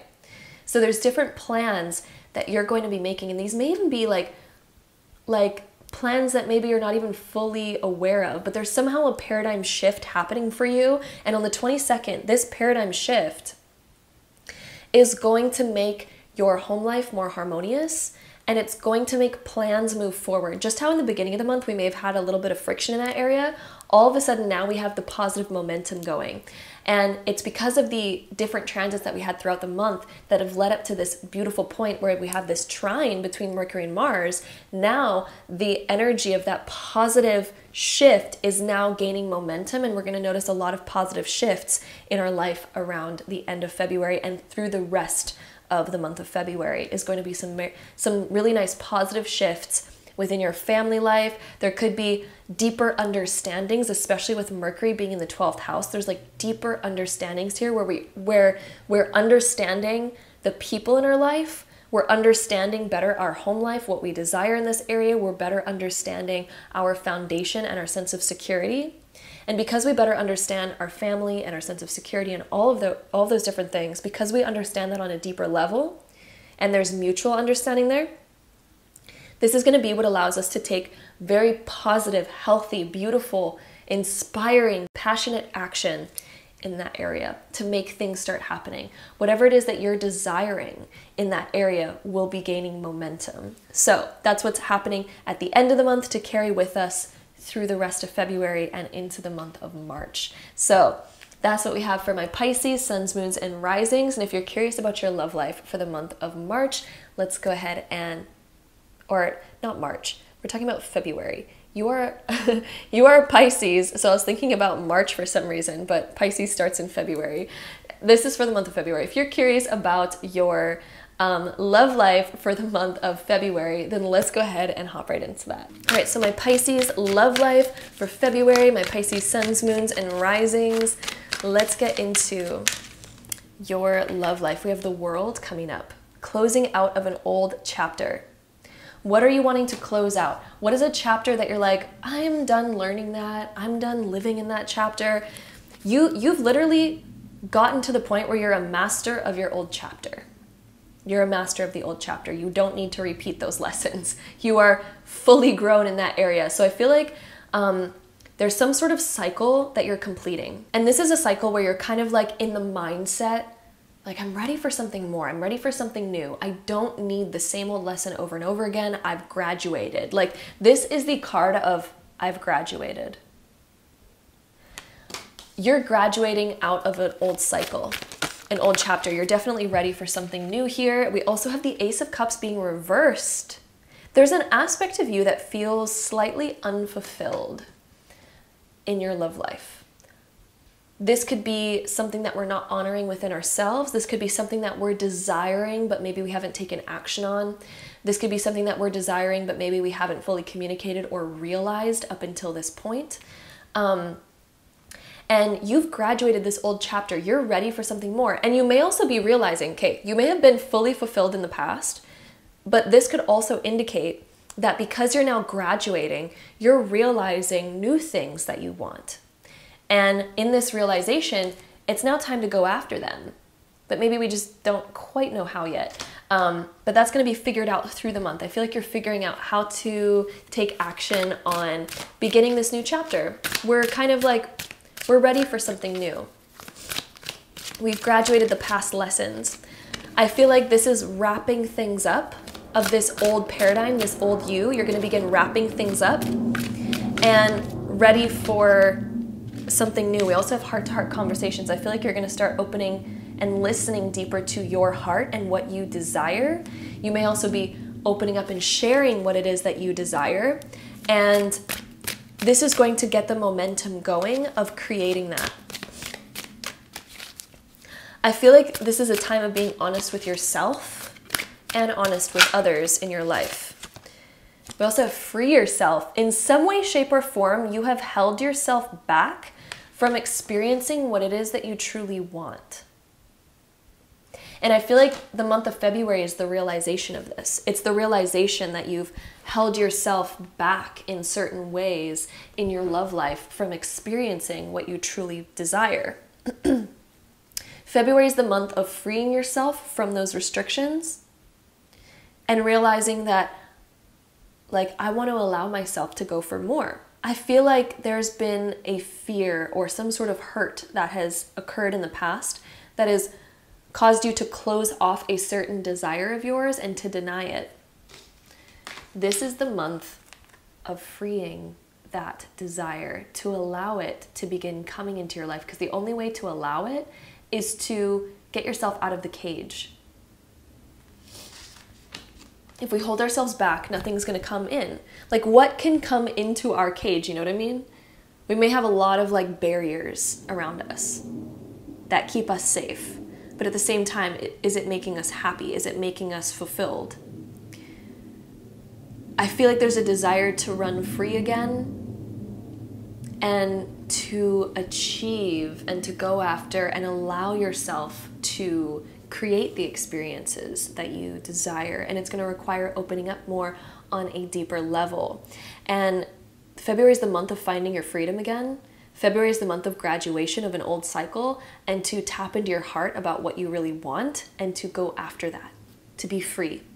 This is a time of freeing yourself and your heart to go after what you truly desire so that you can begin creating that in your life. So that is what we have for my beautiful Pisces, suns, moons, and risings for your astrology and your love life. I hope you enjoyed it. Be sure to check out your other sun, moon, and rising signs to get the most all-encompassing and accurate horoscope for you for the month of February. I am sending you all so much love, and I'll see you in the next one. Bye!